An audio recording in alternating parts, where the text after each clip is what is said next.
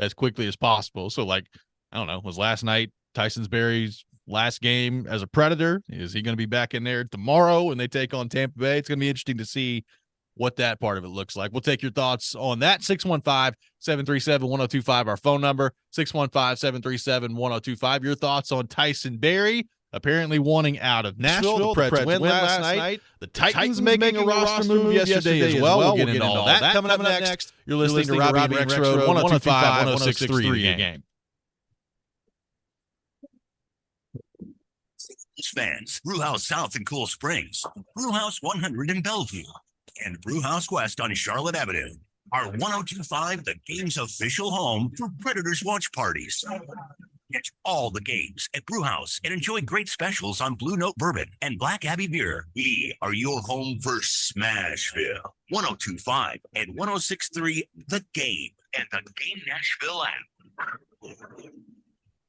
Twin Peaks is the best in the game. Here, you're in the red zone for every college rivalry and divisional matchup all season long. On game day, you never have to decide which teams to watch, only what combination of bites, burgers, wings, and more to order. Plus, where else are your favorite draft beers always poured at a frozen 29 degrees? Only at Twin Peaks, the #1 sports bar. Stick around after the sun sets. Twin Peaks is open really late. Wind down with bourbon and late night bites. Only at Twin Peaks.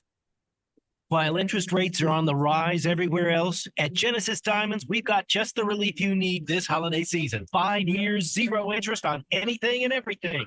That's right. Genesis is rolling back interest rates to 0.0%. So that $5,000 diamond ring is yours for just $85 a month. Nothing's held back. Rings, earrings, bracelets, bands, certified natural diamonds, lab-grown diamonds, even luxury pre-owned Rolex watches. Just pick any item for that special someone and spread your payments over 5 years without paying a dime in interest. A $10,000 designer ring comes to just $167 a month. Don't miss this incredible offer. Where else in America can you get financing for 0%? Colored gemstones, designer fashion jewelry, the year's most treasured gifts, all included in this once-a-year offer. At Genesis, we're breaking all the rules to make sure this holiday season your money goes farther. Best prices, unbeatable selection, highest quality, and super aggressive financing. Merry Christmas from Genesis Diamonds, Green Hills and Cool Springs. On approved credit, see store for details. Hey, it's Jared from my friends at Hiller. Hiller's Cash for the Holidays promotion is back, and they're giving away cash for the holidays with select purchases. Hiller wants to make sure every child experiences the joy of Christmas this year, and they're donating $50 in toys to Toys for Tots with every tankless water heater purchase, and giving away a $250 Visa gift card with each unit. Get a $500 Visa gift card when you buy select new HVAC systems, or a $500 Visa gift card with the purchase of any new whole home generator. These deals are only available until the end of the year, so schedule today at happyhiller.com. Step through the doorway and immerse yourself in a state of total serenity. Welcome to Mokara Spa. Massage therapy, facials, body treatments, and more. Or try one of our signature services. These customizable services combine proven techniques with the latest spa supplements to help relax the body, restore the mind, and soothe the senses. Downtown now has a destination for you to do good things for yourself. A gift certificate to Mokara is the perfect present for the loved one in your life. If you know someone that works or lives downtown, surprise them with a trip to Mokara Spa and skip the traffic nightmare. More information at 761-3600. Complimentary valet parking. Spa guests have access to the fitness center and pool. Call to arrange your gift certificates for the holidays or simply take 5 minutes, leave your car with the valet, and stop in. 250 5th Avenue North, Mokara Spas, located inside the Omni Nashville Hotel. Some people just know that the best rate for you is a rate based on you with Allstate. Not one based on the guy in post-game traffic watching the post-game highlights while trying to make a left turn out of the very busy post-game parking lot. Why would you pay a rate based on anyone else? Get a rate based on you with DriveWise and the Allstate app.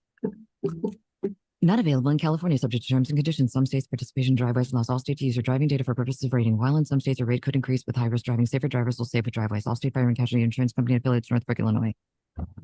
Hello, fellow kids. Make sure you're following us on X, the website formerly known as Twitter. At 1025 The Game, at R. Stanley NHL, and at Joe Rex Road. See, even I'm him. This is Robbie and Rex Road on 102.5 and 106.3 The Game and the Game Nashville app.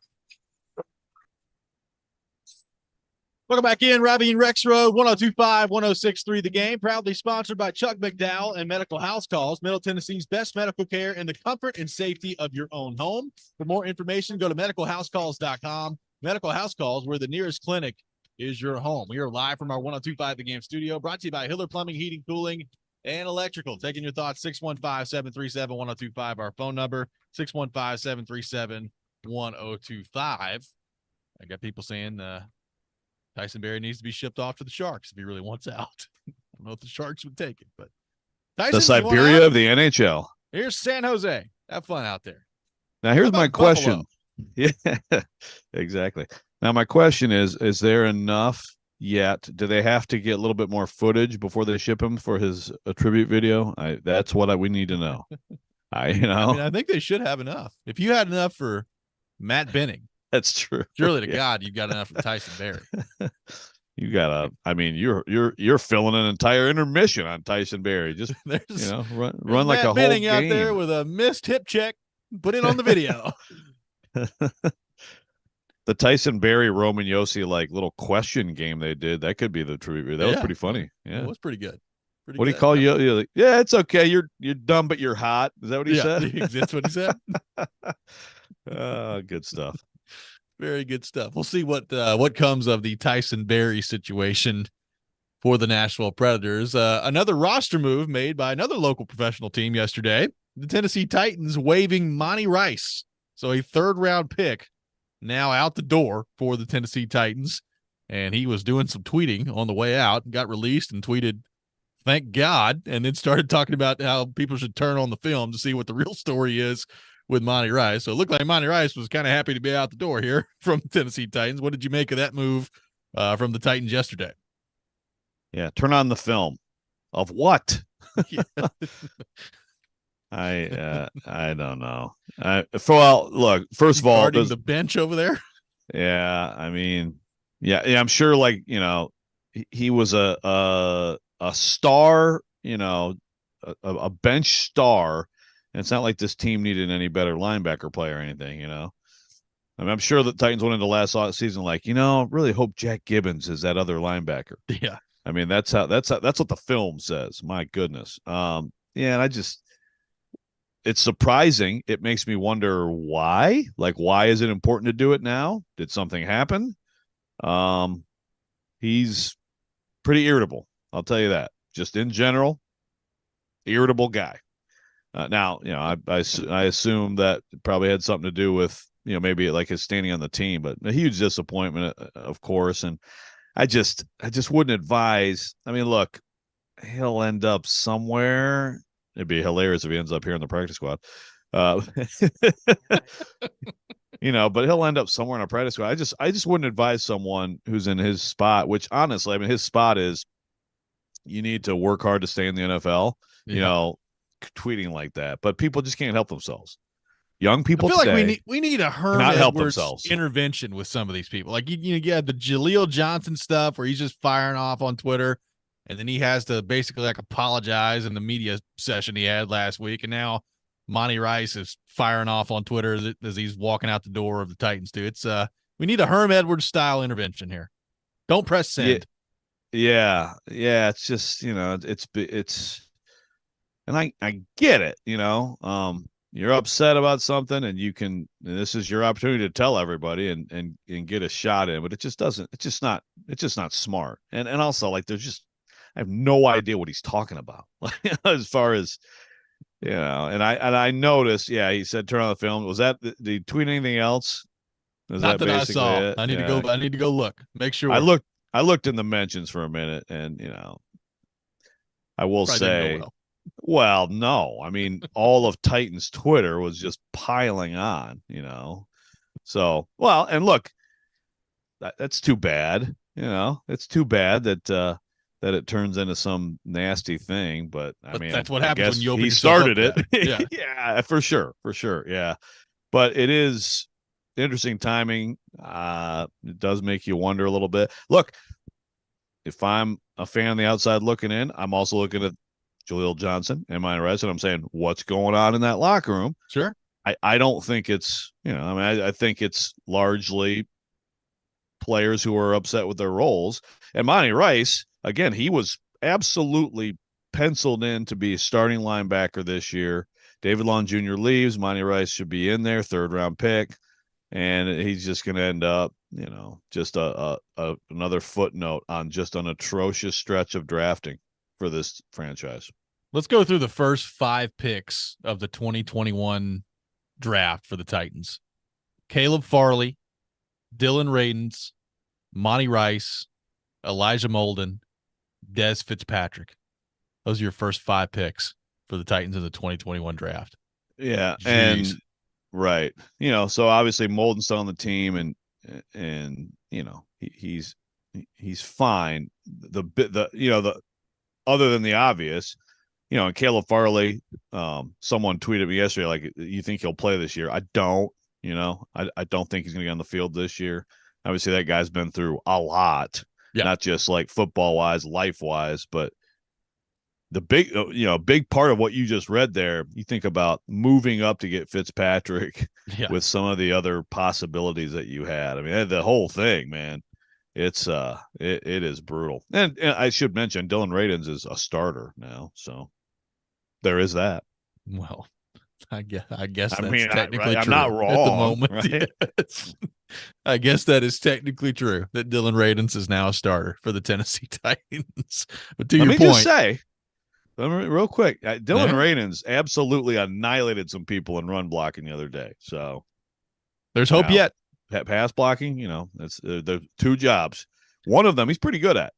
He had another false start too, which I was like, geez, man. Yeah. Can we go a game without a Dylan Radins false start? That'd be awesome.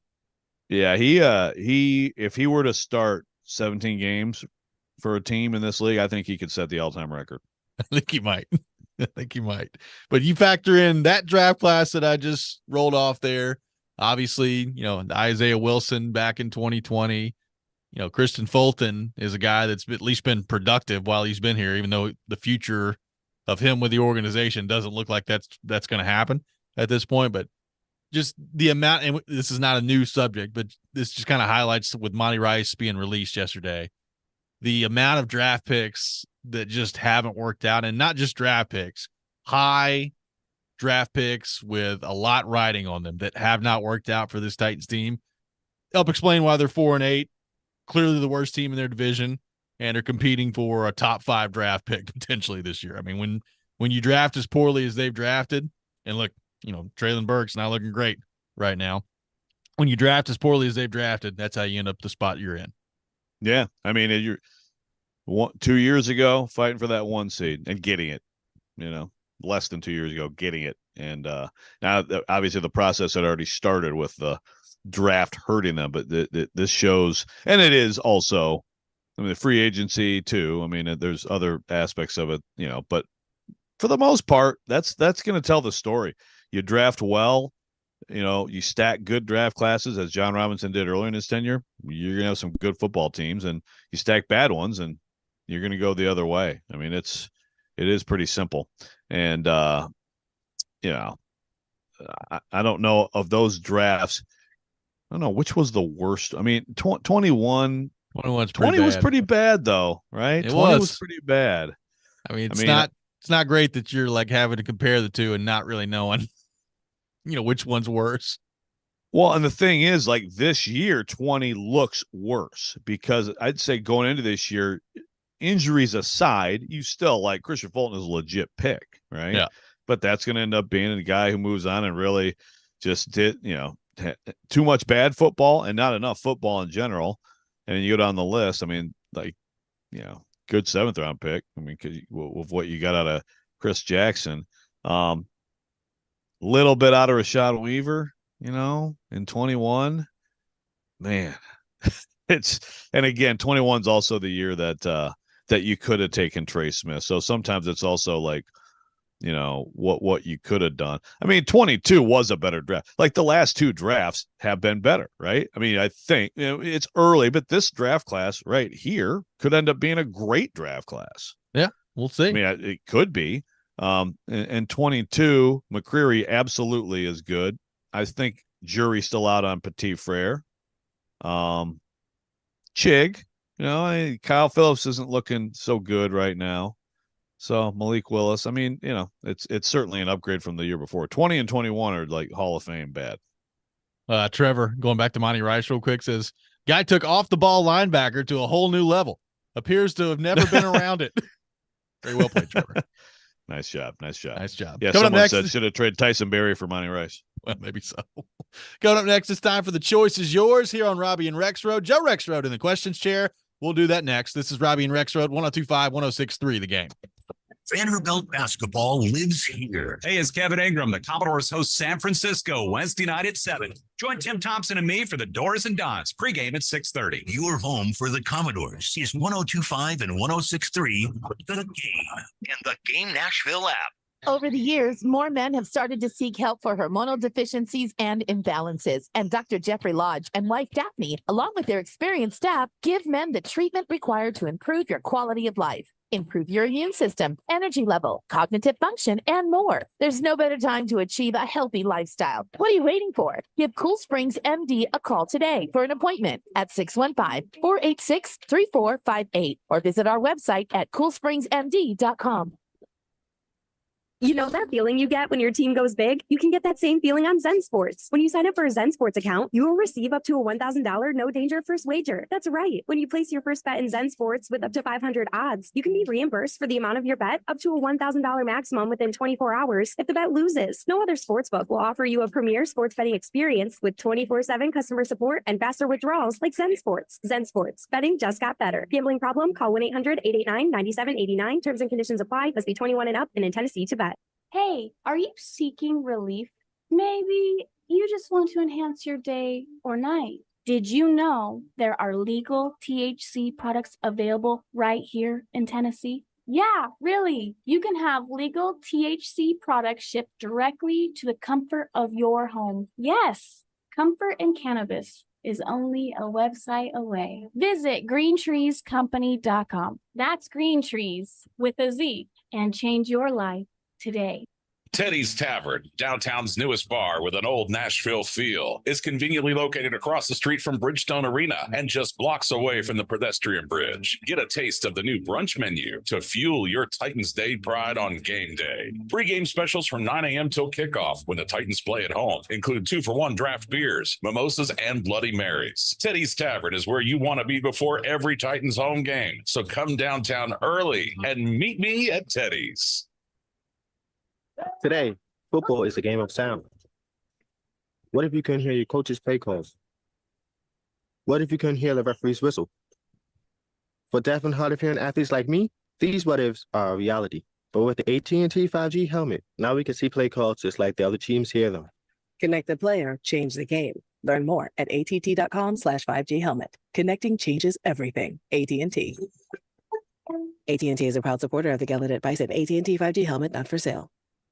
Your floors can go from clean to dirty fast. From juice spills, whoops, to muddy paw prints, to little sticky finger marks.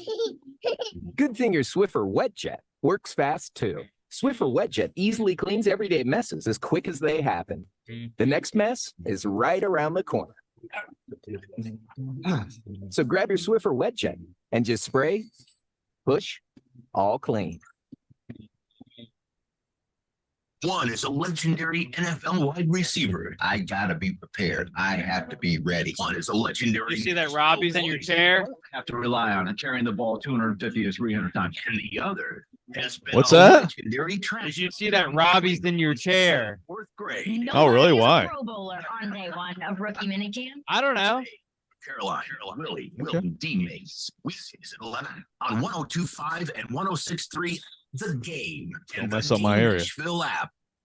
Hey Nashville, I'm Gary Smith, head coach of Nashville SC. You're listening to Nashville's best sports talk, 102.5 The Game. We all have choices to make. Like right now. It's The Choice is Yours, built by Jared Companies. You have a choice. So when you have a need for site and utility work, fire protection, concrete and asphalt services, the choice is simple. It's Jared Companies. For more, visit jaredcompaniesinc.com. The choice is yours. Now on Robbie and Rex Road. It is that time of the week. Time for The Choice is Yours, presented by Jared Companies, above and beyond industry standards. The only company your company needs for site work, fire protection, paving, and concrete needs. If you need an estimate, call 615-515-1270 or visit jaredcompaniesinc.com. That's JARRETT companiesinc.com. Joe Rexrode in the questions chair this week. Joseph, I turn things over to you. Unrelated, but have you seen this like Wes Rucker battle with Vol Twitter going on? Oh, I've seen it. It's very fun. I mean, oh my! And then Vol Twitter also mad at. I mean, this may have to be a rant, although maybe not today. Getting after Adam Sparks for doing his job. Yes, I've seen that too. Oh my goodness, Vol Twitter, you're on one, Vol Twitter. All right, sports or non-sports? Let's go non-sports. Okay. What crime would you like to make legal? Okay, well, let me think about this. You go ahead. Sounds like you have one in mind. Yeah, so I'm not gonna say murder. That's good. Yeah, I'm gonna go jaywalking. Okay. Okay. And I know that's kind of a weak answer, but seriously, adults can see when cars are coming or not, right? And it's hardly ever enforced anyway. But then when it is, it's just like, oh my God, you got a jaywalking ticket. Jaywalking. I mean, I understand like you want to be safe, but it's the same thing. It's like you also want like people to not drive off the side of the road, right? Yes. Like you want people to not, murder each other.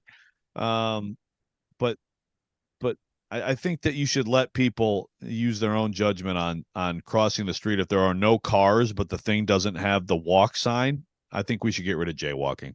I think it would make society better. There you go. Nick Keyser, do you have a crime you'd like to make legal? Not killing turkeys. I mean, that's one. I'm not going to go there now. But I would say back into the turkeys. Yep. I would say, how about robbing a bank? Look, go big or go home. All right. Robbing money. Let's take a turn. Robbing money. I don't know. Look, I'm not going to pick jaywalking. I'm not going to. I mean, I jaywalk all the time, but who cares?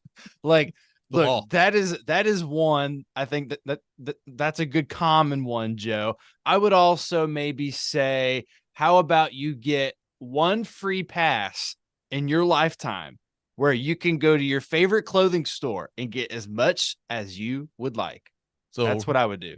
Different kinds of theft is what Nick Keyser would like to see made legal. Yes. Right. Look, if we're tossing around what we can do and the law's not there, why not? Kleptomania is real. All right. Good to know. I'll guard my stuff when I'm in the studio. Good to know. Mine would be fighting. I think there are situations that every now and then just a good old brawl could fix every now and then. And look, Fight Club.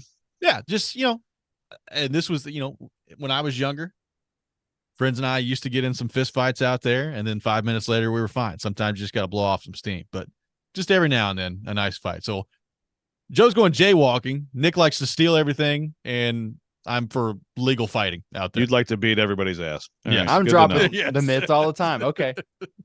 Fighting.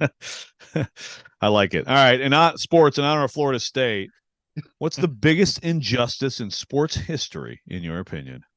Oh, let me think about that. Go ahead, Joe.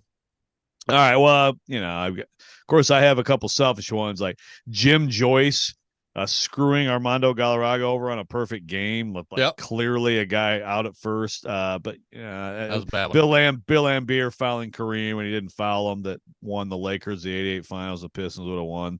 I also think about U.S.-Russia 1972 gold medal game, for anybody who knows what I'm talking about, the officiating late in that game. My goodness. But I'm going to go with Don Denkinger. You guys familiar with that name or what I'm about to say? Okay, 1985 World Series, Royals, Cardinals, the Missouri Show Me State World Series. Cardinals are about to win in Game 6. Todd Worrell, I believe, ground ball to first base. He runs from the mound, gets the ball. Series over. Don Denkinger calls him safe. Like his foot didn't touch the bag. The replay showed, no, his foot was all over the bag. What? and the Royals come back and win that in Game 7. That's still like one of the to me, like it's like you took a World Series from a team and gave it to the other team on an absurdly bad call. Yep.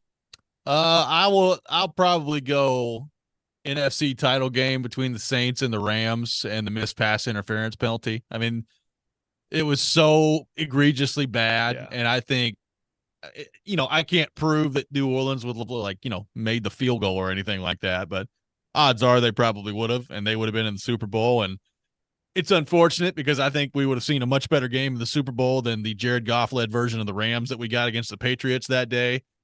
It was so bad that it instituted a rule change the next year that none of the refs ever actually like took seriously and wanted to call for the rule change. But it was the worst missed call I think that I've ever seen, the most egregious call. So I will go with the missed pass interference between the Saints and the Rams and the NFC title game. That's a good one. Colton Sissons will like this one. Yeah, that was pretty bad too. The intent to blow. Stanley Cup final. Oh my gosh. It's pretty bad. That is the worst.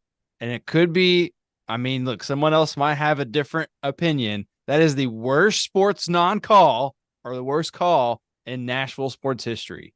Easily, if you ask me. That was awful. Awful. I've never seen anything like that. Yeah, it was bad. Bad and good to include on this for sure. All right, non-sports. Would you rather die at 70 and be completely healthy all the way? Okay. Or live to 100, add new ailments with each decade and a lot of discomfort and pain, though not debilitating, and you still have all your faculties? That's morbid. I'll go 100. Give me, as long as I have my faculties, bring on the pain. I'll live to be 100. Okay. 100. I don't know why I'm answering this. This is so early for all of us. I'll go 100 though. My gosh, Joe. It's not turkeys. Not murdering turkeys. Yeah, exactly. Stealing and then murdering. Or having him as a pet. Yeah. Jaywalking with them. Yeah, so that's the thing. The phrasing on this is so important. The idea is like it's a brutal last 30 years, but sure. No, for me, I guess I'll go 102 just because I'm so close to dying otherwise, But I will say that does sound kind of appealing, nice and healthy, and then see ya. That's it. What an addition to the choices this is. Quite an episode. Okay. Same theme. Okay. More honor in Florida State. Poor Florida State. I had so many text battles yesterday. Ubbin and I are just absolutely, we need to have a screaming match. What's the most whined about sports injustice that you actually find to be totally fine, other than, of course, Florida State being correctly held out of the college football playoff? Okay. Let me think about this one. I'll tell you the one that comes to mind for me is, and I'm not against it happening, but Pete Rose not in the Hall of Fame. People are, have been up in arms about that for a long time. And yes, there's hypocrisy in that, like given a lot of things that have happened since. But the bottom line is, at the time you bet on baseball, you bet on the Reds games. It was a different time, and he lied. And so, and there are other guys who got in previously, who had issues too, and various, different issues, but I'm fine with it. Very nice. I like that. Mine is similar. There's people whining left and right about like Barry Bonds and Roger Clemens and the steroid era, like putting them in the Hall of Fame. And I've always thought to myself, okay, well, all you had to do is like not take steroids. Like you just don't cheat. And then you probably be like Barry Bonds. Is he a Hall of Famer without taking steroids? Yeah, probably. Of course. Yeah, Roger Clemens, was he a Hall of Famer without taking steroids? Yeah, probably. Yes. But like don't take But they did. Then you don't have to worry about it. So that's the one that I've never really had a ton of patience for. I'm with you on that. I think for me, this is, I couldn't really think of anything in specific. Now, one thing I did a lot in college was when it was starting to rise on just in terms of topics, talking about NIL, talking about just having stories with kids on what they're doing to pursue stuff like that. And people were up in arms about that locally when I was in Bowling Green. They hated the idea people getting of paid. it.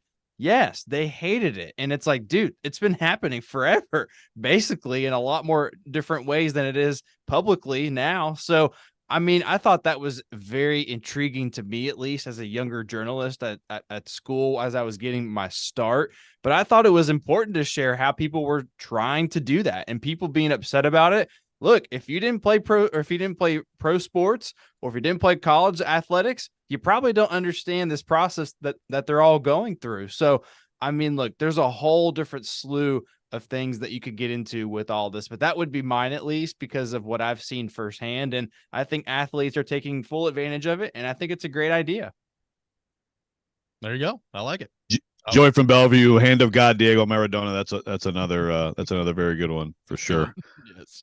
Zach from Nashville, the Dobbs fumble. Oh yeah. It's a bad one. No question about it. This has been The Choice Is Yours here on Robbie and Rexroad. You can check it out every Wednesday morning at 6:30 here on the program, presented by Jarrett Companies, above and beyond industry standards. The only company your company needs for site work, fire protection, paving, and concrete needs. If you need an estimate, call 615-515-1270 or visit JarrettCompaniesInc.com. Coming up next, we'll get back into the Tennessee Titans, a very interesting piece that Teron Davenport came out with yesterday at ESPN.com regarding Rand Carthon and Mike Vrabel. We'll discuss that next. This is Robbie and Rexroad, 102.5, 106.3, The Game. Are you always on the go? We've got you covered. Download the Game Nashville app from your app store and listen to us wherever you are. Robbie Stanley, Joe Rexroad. It's Chase McCabe. And Willie D-Mace.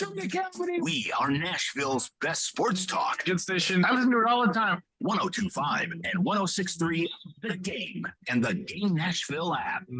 F&M Bank can help you stop dreaming of one day and start investing in what you want now.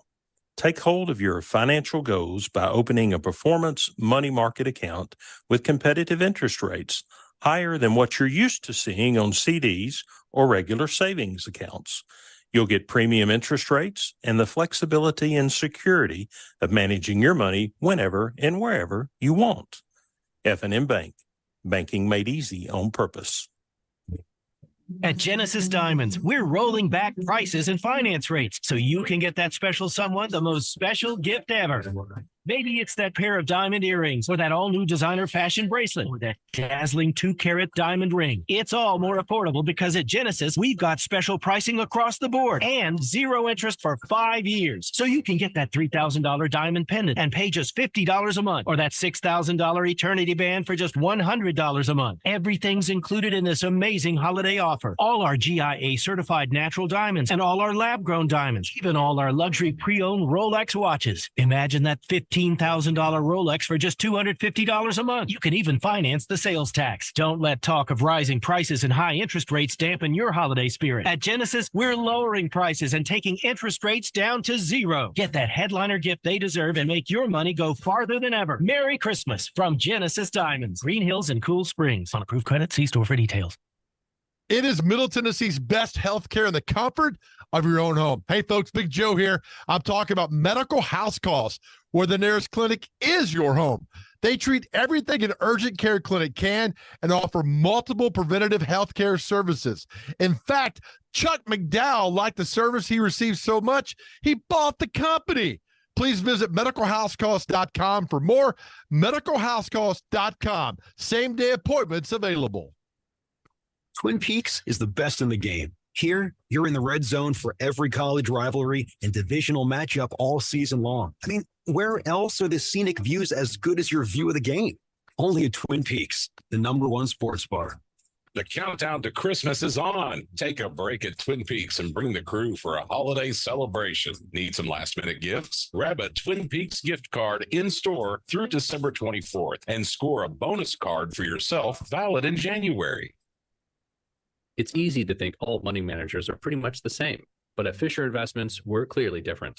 Different how? You sell high commission investment products, right? No, Fisher Investments doesn't sell any commission-based investment products. Well, you must earn commissions on trades. Nope, never at Fisher. We're a fiduciary obligated to act in our client's best interest. It's the highest standard of care for a financial advisor.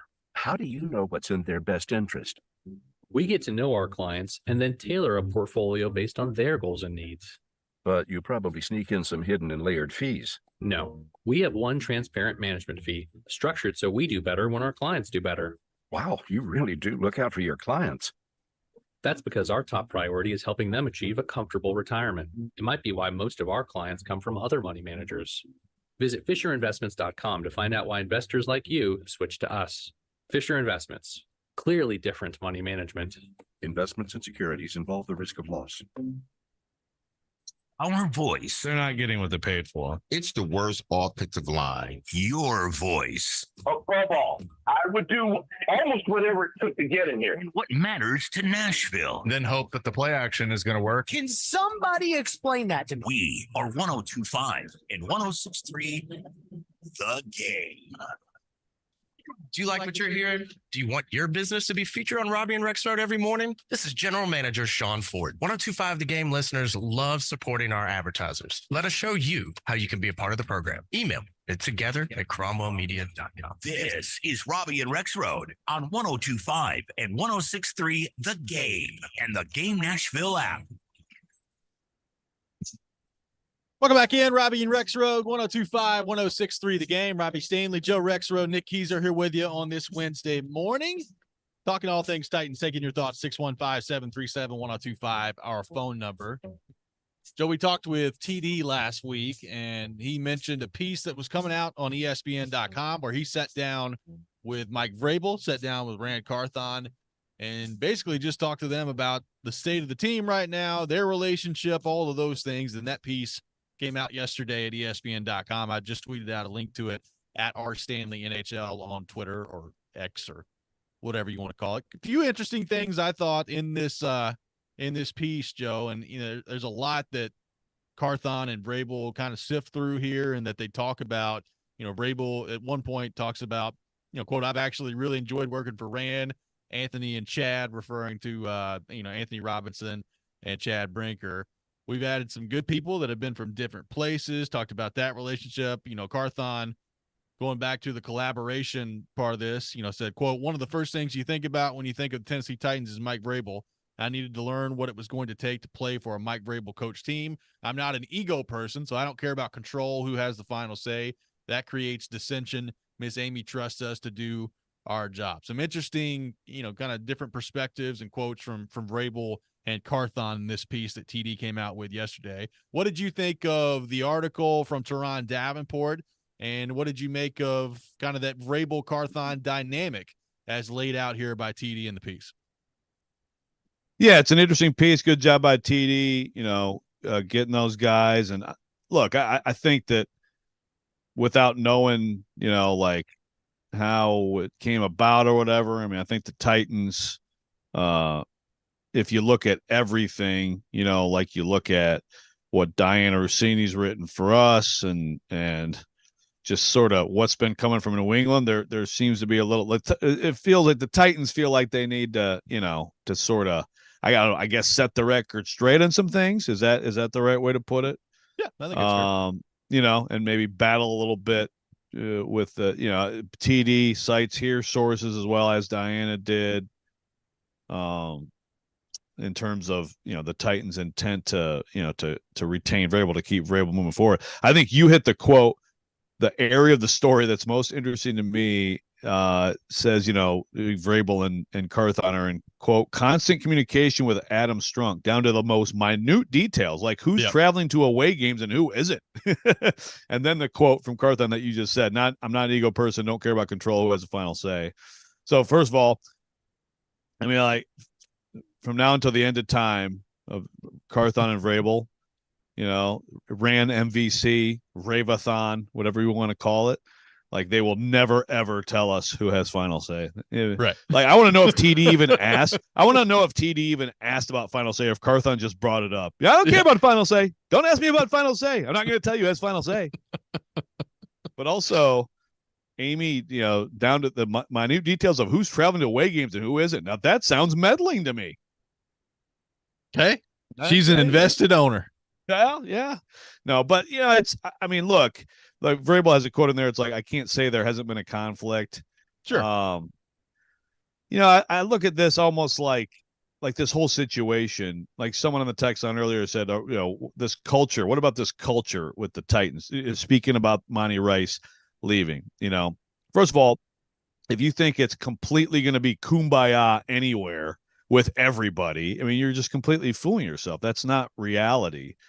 But, another thing about this whole thing, and again, you have Greg Bedard's story, which we talked about, Vrabel and Carthon and all that stuff. And again, what I believe were some unfair swipes at Carthon that you better back up better than he did.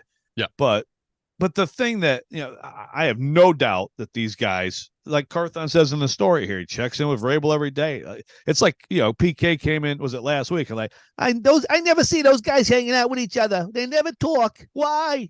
Why don't they ever talk? But it's like, okay, well, they work in the same building, right? Yeah. But it comes down to, it's like, even with Vrabel as a coach or Carthon as a GM, I mean, a lot of this to me comes down to your job performance. So when we're still just finding out about Carthon, he's just starting out. But like players and Vrabel and culture and Vrabel's voice and all that stuff, if the players think Vrabel's good and is giving them good game plans and is coaching well, that matters more than whether like he inspires them or anything like that, right? I mean, to me. And the same thing with Vrabel and Carthon, where it's like, I have no doubt they work together. This is a quote unquote shotgun marriage, but that does happen in the NFL. It happens in pro sports where there's a GM or a coach and then someone new comes into the other spot, and it isn't necessarily that other person's choice. But, I mean, like, they're going to work together, but what does Vrabel think about Carthon as a GM? I don't know. I mean, he's going to have to prove it. Right. Together, they're going to have to collaborate like crazy this offseason and have one heck of an offseason for the sake of both of them. Yeah, I mean, I reading this piece, I thought it was really informative. It was, there was a part in there talking about, Carthon kind of leaning on Vrabel for advice as they were sorting through some trade ideas, whether that was with Byard or, the Henry stuff that was circulating around, and his thoughts on just what his roster looks like right now. There was really only like one thing that came from Carthon in this that I kind of took issue with a little bit. It's not a huge deal, but here's the couple of graphs. This is Vrabel was the one who told Byard he'd been traded because of the relationship they built over 5+ years. He was also the one who addressed the trade with the media. Carthon said this time of the year is about the coaches and players, which is why he stayed in the background after the trade. It's like, well, you're the general manager, man. You make the trade, you probably need to emerge out of the background for a minute. That's just me, though. It's my own personal preference. I agree. I think that he should have talked, and I think he should talk more. Absolutely. And look, it is interesting that Vrabel's the one, and Byard has talked about that in Philly. Vrabel saying like, go get a ring or whatever, right? Something like that. Another thing to remember on that is Byard put out a statement. It's like we're going to talk about Vandy again, but we talked about how like AJ Swan doesn't think Clark Lee, Byard thanked everybody but Ron, John, and Amy, and Mike. Yeah. So, I mean, however, that to me, tells me it was probably his idea, right? Which is fine. He's the GM. But I also would say, yes, you would want to talk. We want to hear from you at big moments like that. Not every move, obviously, but a big move like that, absolutely. Zach in Nashville, our buddy from Football and Other F Words, says, I thought it was a good article, confirmed Vrabel's running the show, but they're still working through the normal kinks of first-year tandem with no prior working relationship. I found the whole Byard trade timeline very weird. The trade was made official at 8 p.m. of the 23rd. Presser was 11 a.m. the next day, the 24th. Seems very odd he was still faxing papers over or whatever. This was from Zach on the text line. That's interesting. Well, life moves fast in the NFL. I'm just glad we're still talking about faxing. Yeah, me too. God, I miss that. I miss signing day and all the faxes coming in, Yeah. Yeah. I mean, look, it's Jared from Spring Hill, who also wants Jared versus Joe, says the article is all lies and smoke screens. Nice little puff piece. Look, we've talked last week about media. We are the messengers. Okay. You have an opportunity to interview someone, do a story. You get information, you're going to report it, you're going to do the interview, you're going to do the story, you know? I mean, the Titans are motivated to, and, you know, I think this absolutely is related to the Bedard thing to me in terms of the Titans' motivation, right? I mean, I think it is. It would make sense. Yeah. But I mean, if you just read the Bedard piece, you really would think it's like they're at opposite ends of the building. You better not cross this line. You know, it's like an episode of Brady Bunch or something. Like, this is you can't cross the line, or, you know, so, you know, I mean, it's just not realistic that there's going to be some huge issue. Now, can they do the job well together? You know, we're going to find out. Coming up next, it seems like things are going very badly for Vanderbilt football right now, but could there be hope around the corner? Joe Rexrode and I will dive into that coming up next. This is Robbie and Rexrode, 102.5, 106.3, The Game. Whether it's college football, players might end up not going to Alabama or Georgia. Or the NFL. I think that this team wins the AFC South. Trevor knows. Join ESPN's Trevor Maddich every Tuesday at 4:30 on Stillman and Company as he gives his opinions on the latest from the gridiron. I'm going to the team where I can get a ring. Trevor Maddich brought to you by Houston Clinic Orthopedics, where experience matters, on 102.5 and 106.3 The Game and the Game Nashville app. ElectronicExpress.com. We make it happen.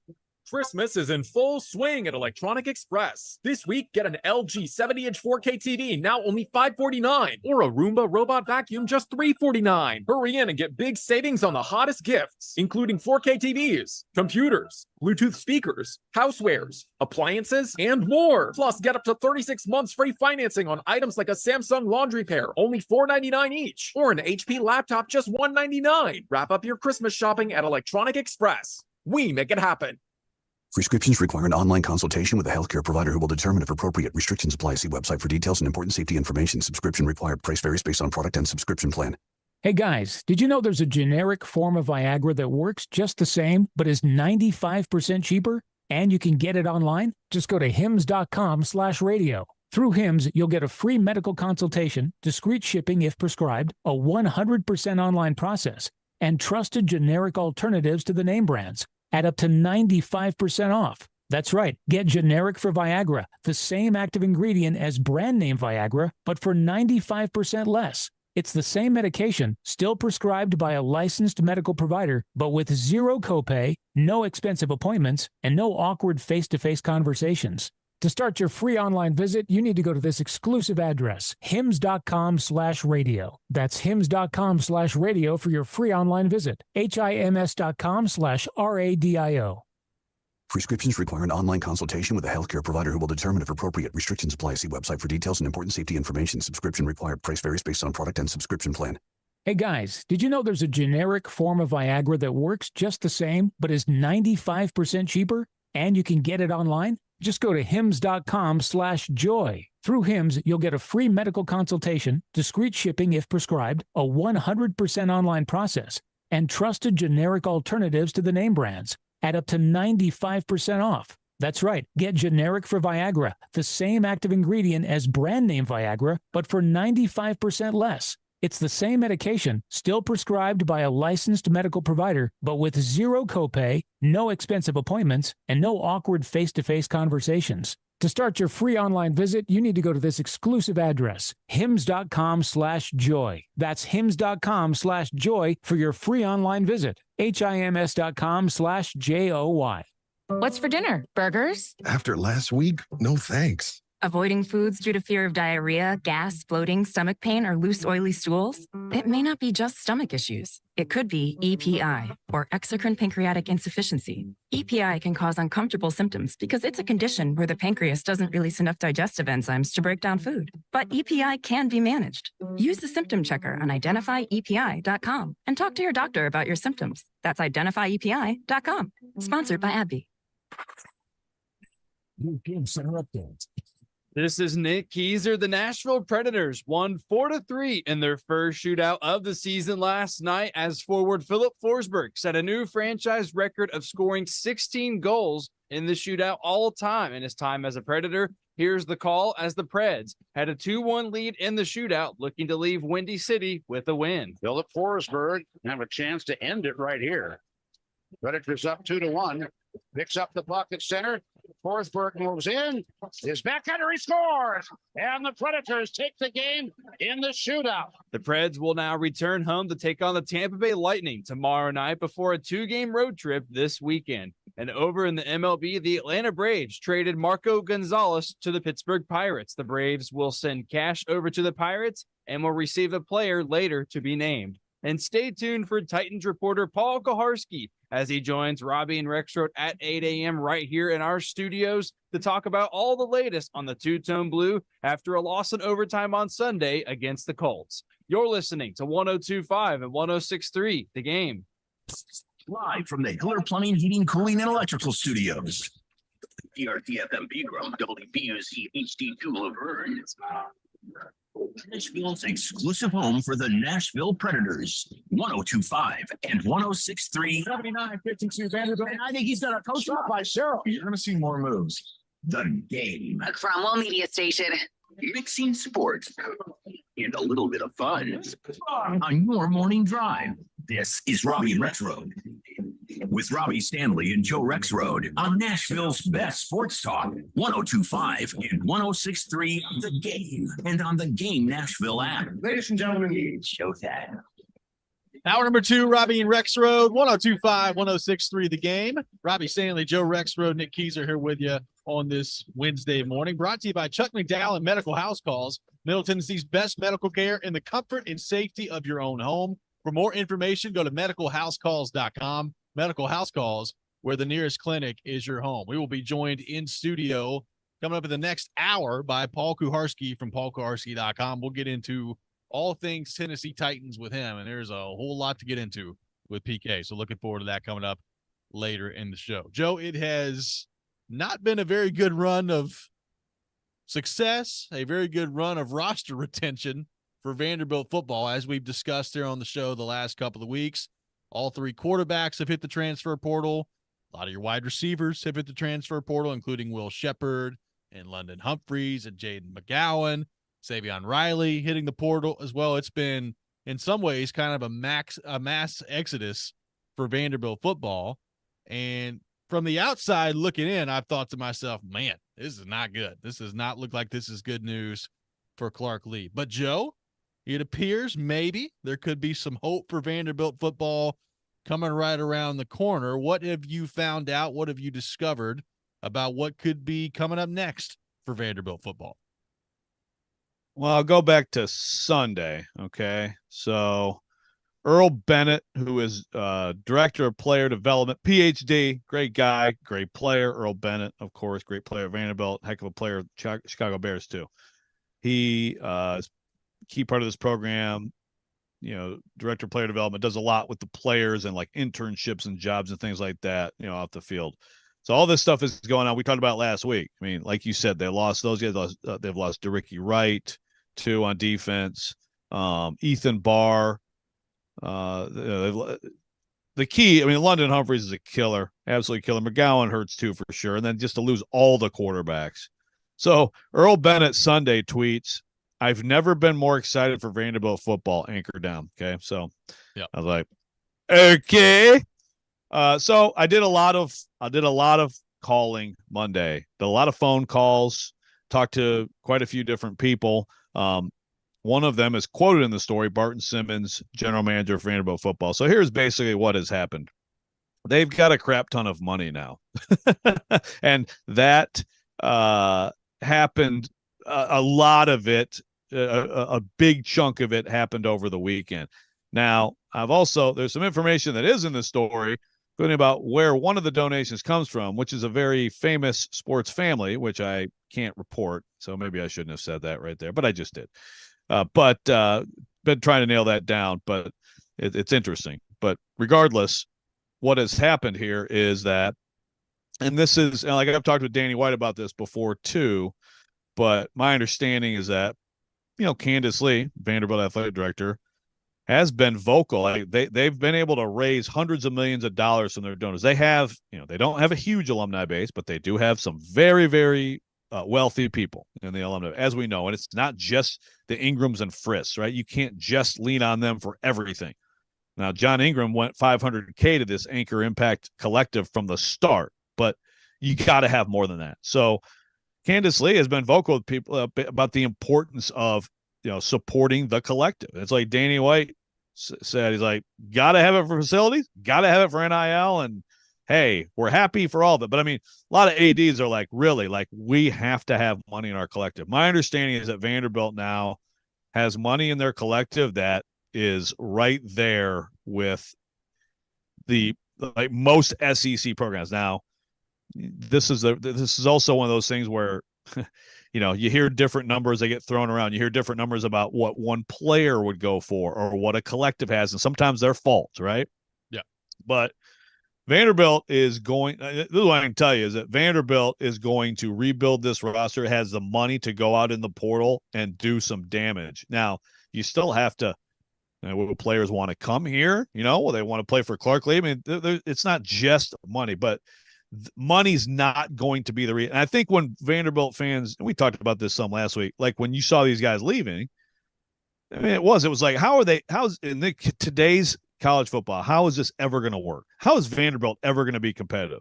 And the only answer is this: it's getting your rich alums or donors, parents, whatever it is, to load up your money and be able to go out there and say, okay, we can pay $1.5 million this year for that quarterback in the portal. So we'll see if it pays off, but they are the feeling over there is like it's a dramatic shift in what they can possibly do.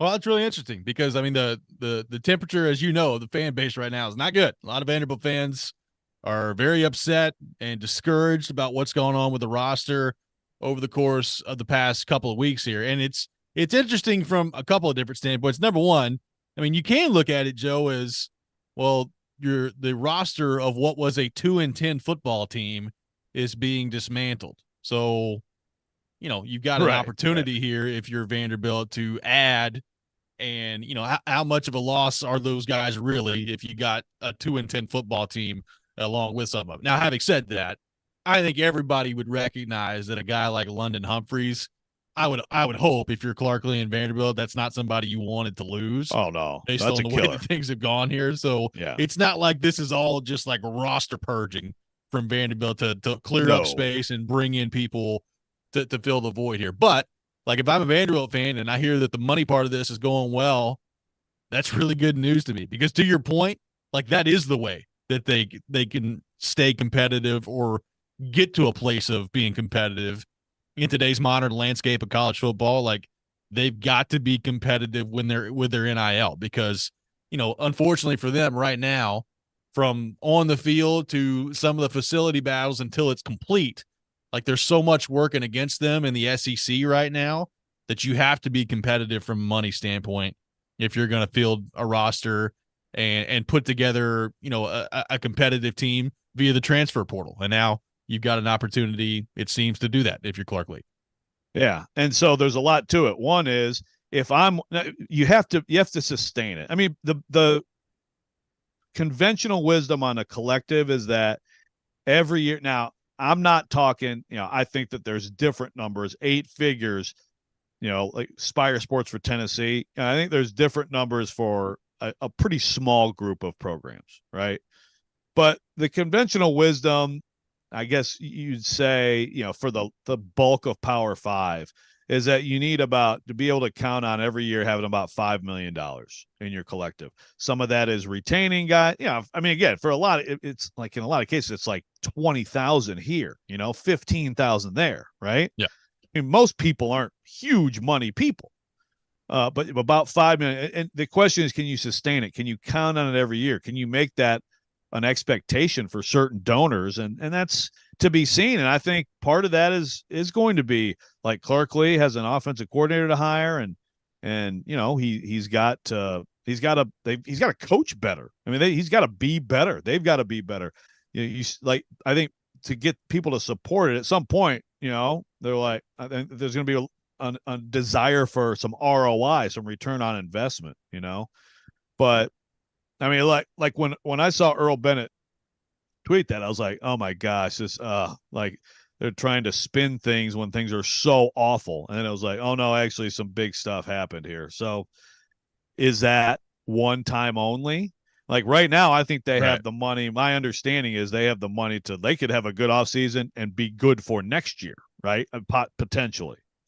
But is it going to continue, is it going to continue to come? I mean, you've got to perform for that. And again, like London Humphreys, I really don't believe he's visiting Georgia this week. Robbie Weinstein reported, and I believe he's going to end up at Georgia. It's a chance to go win a national championship and go to a place where they develop NFL players. Like, it's not just the portal money, but the portal and resources, it's not going to be the reason Vanderbilt football fails, and that is a change. The facilities are not going to be a reason they fail. That's a change. The coaching salary pool for Clark Lee is right there, is my understanding. Like, some people were like, oh, he's hiring, he's made himself the DC because he didn't have the money to go hire an OC. No, that's not true. He just thinks he needs to be the defensive play caller. So resources are not a problem for Vanderbilt, and that's just not anything that's been true in I don't know how long, decades. Well, I said it yesterday. On3 Sports put it out there a couple of days ago on the first day that the portal opened. 1,183 players at FBS entered their name into the portal. 1,183. So there are a lot of players out there, Joe. A lot of guys to choose from. Yes, there are. And obviously the big thing is the quarterback. Like, who are they going to be able to get, at quarterback? That's going to be a big one. But a lot of teams are wondering that right now. Like, who's getting Kyle McCord, for example?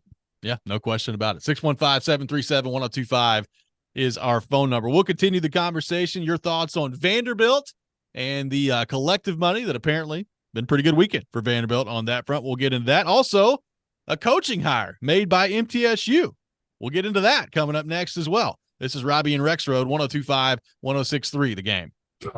He breaks down every game. The players are still going to be fine. And knows the ins and outs of the two-tone blue. They deal with their own position coaches. He is ESPN NFL Nation Titans reporter Teron Davenport. It's clear what he's doing. TD joins every Monday at 1, Thursdays at 3, Friday mornings at 8, and anytime on the Talking with TD podcast. I think that's really cool how he could show both sides. TD is on 102.5 and 106.3 The Game and the Game Nashville app.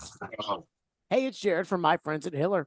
Hiller's Cash for the Holidays promotion is back, and they're giving away cash for the holidays with select purchases. Hiller wants to make sure every child experiences the joy of Christmas this year, and they're donating $50 in toys to Toys for Tots with every tankless water heater purchase, and giving away a $250 Visa gift card with each unit. Get a $500 Visa gift card when you buy select new HVAC systems, or a $500 Visa gift card with the purchase of any new whole home generator. These deals are only available until the end of the year, so schedule today at happyhiller.com. Hey home buyers, TJ Anderson here with More Great Homes. Located just west of Nashville in a tranquil setting of Kingston Springs Ranchettes neighborhood, 1617 Wildlife Trail offers 3 bedrooms, 2 baths, a 2-car garage, and a 1-year builder warranty, all for under $450,000. Contact my team today at tjandersonhomes.com for more info. Want your home listing to be seen and heard by home buyers? Google TJ Anderson Homes and see why we are referred by clients so often. TJ Anderson Homes at Benchmark Realty, office number 615-432-2919. Hey, are you seeking relief? Maybe you just want to enhance your day or night. Did you know there are legal THC products available right here in Tennessee? Yeah, really. You can have legal THC products shipped directly to the comfort of your home. Yes, comfort and cannabis is only a website away. Visit greentreescompany.com. That's Green Trees with a Z, and change your life today. It is Middle Tennessee's best healthcare in the comfort of your own home. Hey, folks, Big Joe here. I'm talking about medical house calls, where the nearest clinic is your home. They treat everything an urgent care clinic can and offer multiple preventative healthcare services. In fact, Chuck McDowell liked the service he received so much, he bought the company. Please visit medicalhousecalls.com for more. Medicalhousecalls.com. Same-day appointments available. Isn't that aroma just heavenly? What's with the whispering? Inside this grill is the secret to winning game days.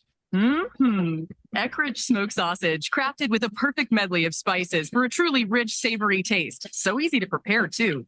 Now, hand me one of those buns. Oh, whoa. Keep your voice down. Marty, you're still whispering? Secret's out, buddy. Eckrich.com has dozens of simple, mouth-watering recipes for everyone to win game days this season.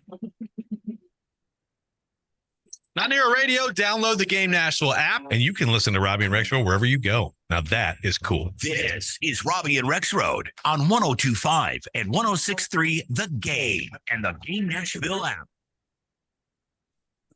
Preds fans, don't miss tonight's Smashville live show at Brewhouse 100 in Bellevue at 6 p.m. See your Preds star players up close and personal. Get autographs and pictures as well. This week's special guests are Cody Glass and Colton Sissons. Smashville Live brought to you by the Black Abbey Brewing Company. Preds back in action at home tomorrow, taking on the Tampa Bay Lightning. Shootout win for the Preds last night on the road in Chicago. Taking your thoughts, 615-737-1025. We are live from our 1025 The Game studio, brought to you by Hiller Plumbing, Heating, Cooling, and Electrical.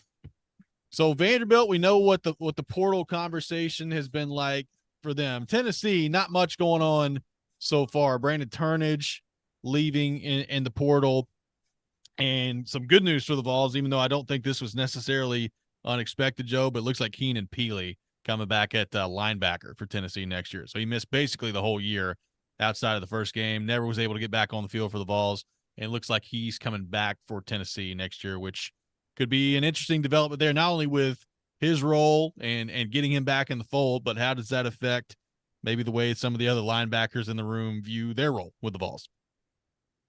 Yeah, it's a good thing for sure. Peely and John Campbell. Peely, there was a lot of excitement about Peely, and I think Peely was not just going to be a good player for them, but they were looking for him to be a real veteran leader on the field. And I think at times maybe they missed that a little bit when things started to go the other way on him. So I think that's good. Campbell, I thought he was good. First of all, I assume you saw Campbell's return video. I did.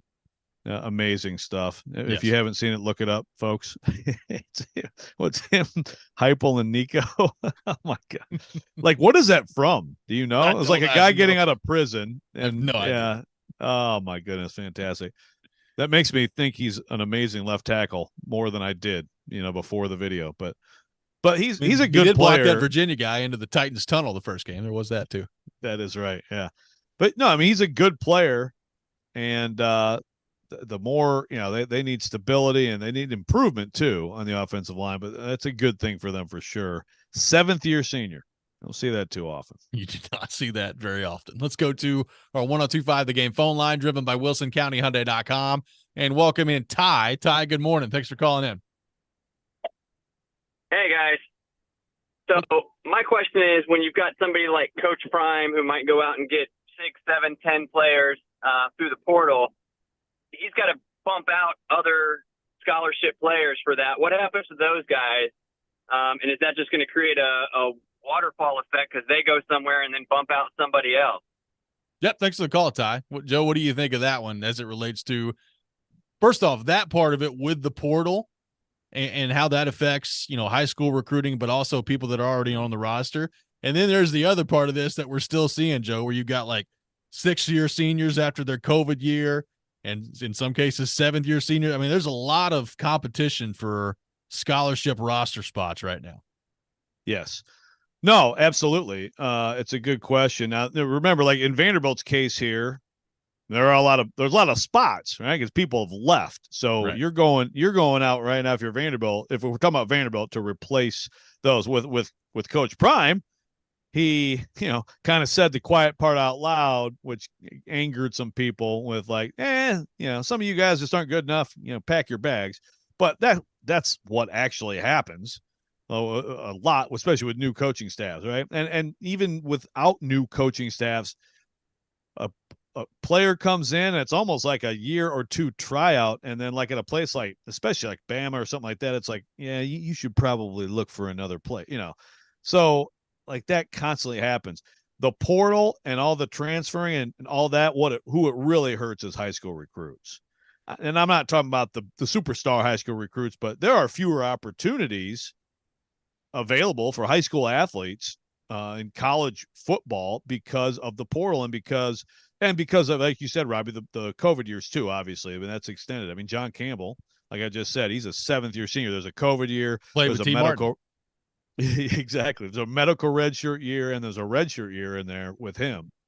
So once we get past the COVID years, which we're almost getting there, then that'll settle down a little bit. But yeah, it hurts high school athletes for sure who there's just fewer opportunities. I mean, coaches like to see. I've seen that guy play at Wake Forest or whatever. I know that guy can play. There's a certain level of certainty you have that you don't have with high school recruits coming in. It appears a very familiar hire is about to take place at MTSU. So MTSU moves on from Rick Stockstill after 18 seasons down there in Murfreesboro. And according to multiple reports last night, Derek Mason, former head coach of the Vanderbilt Commodores, is now set to become the next head coach of the MTSU Blue Raiders. What do you make of that move, that hire by MTSU from their side of things? And what do you think of that move for Derek Mason going to MTSU to be their next head coach? I like the move for Middle Tennessee. I like the move for MTSU. You're talking about, Derek Mason, you're talking about an elite defensive coach. I think Derek Mason could be anyone's defensive coordinator. I know it didn't work out at Oklahoma State, but my goodness, that's a different place with a playing different defense dude. with your hands tied behind your back. Yeah. So he's and look, I think Derek Mason, obviously it ended up, that the Vanderbilt job ended up gobbling him up, like it does basically everyone but James Franklin since the war. And I'm talking World War II. But he had some good stretches there. He knows the lay of the land. He's recruited Nashville, he's recruited the mid-state, he's recruited the state. And Vanderbilt, definitely, he recruited a lot out west too and things like that. That's where he's from. But he's got relationships. I think there's a new energy that will come with that. I like it. I'm surprised from his perspective because actually, I think I might have said this before, but my understanding was he was probably going to look at the NFL, once if he left broadcasting, give him broadcasting a try and then look at the NFL. And, just like a lot of people say, it's like, oh, the portal, NIL. Oh God, you're right. I mean, it's, but it's a chance to lead a program and Derek Mason here, as we know, we've just been talking about Vanderbilt's resources, lack thereof. He did not have the same salary pool Clark Lea has. He did not have facilities being built like Clark Lea has. He had all the disadvantages at Vanderbilt that made it so tough to do that job.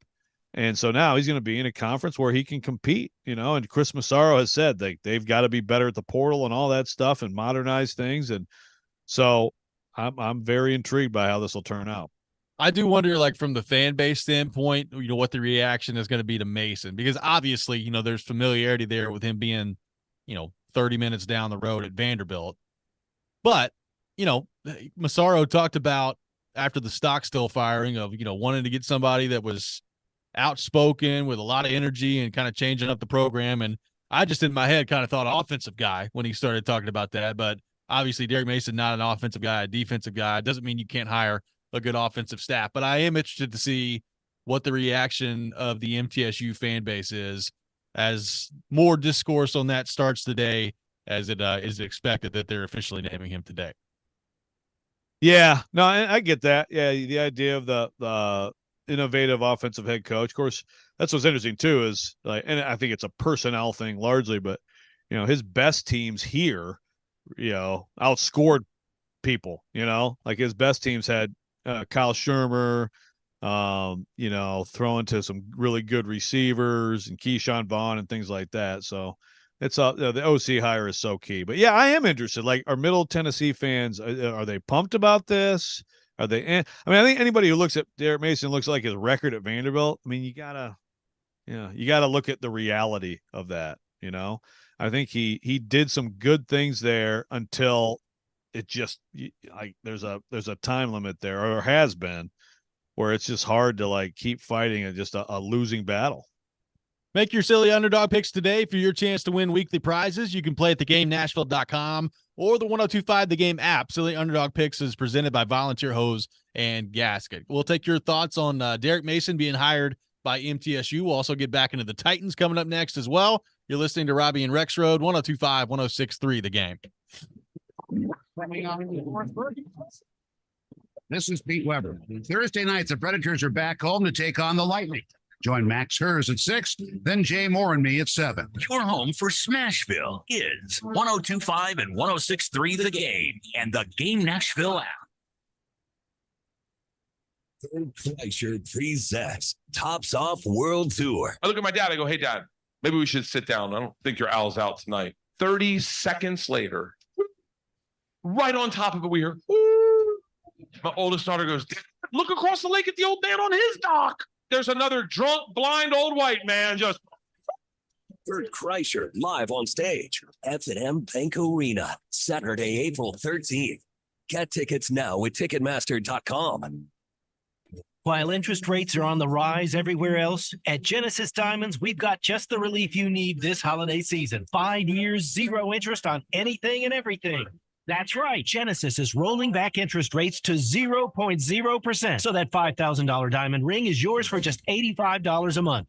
Nothing's held back. Rings, earrings, bracelets, bands, certified natural diamonds, lab-grown diamonds, even luxury pre-owned Rolex watches. Just pick any item for that special someone and spread your payments over 5 years without paying a dime in interest. A $10,000 designer ring comes to just $167 a month. Don't miss this incredible offer. Where else in America can you get financing for 0%? Colored gemstones, designer fashion jewelry, the year's most treasured gifts, all included in this once-a-year offer. At Genesis, we're breaking all the rules to make sure this holiday season your money goes farther. Best prices, unbeatable selection, highest quality, and super aggressive financing. Merry Christmas from Genesis Diamonds, Green Hills and Cool Springs. On approved credit, see store for details.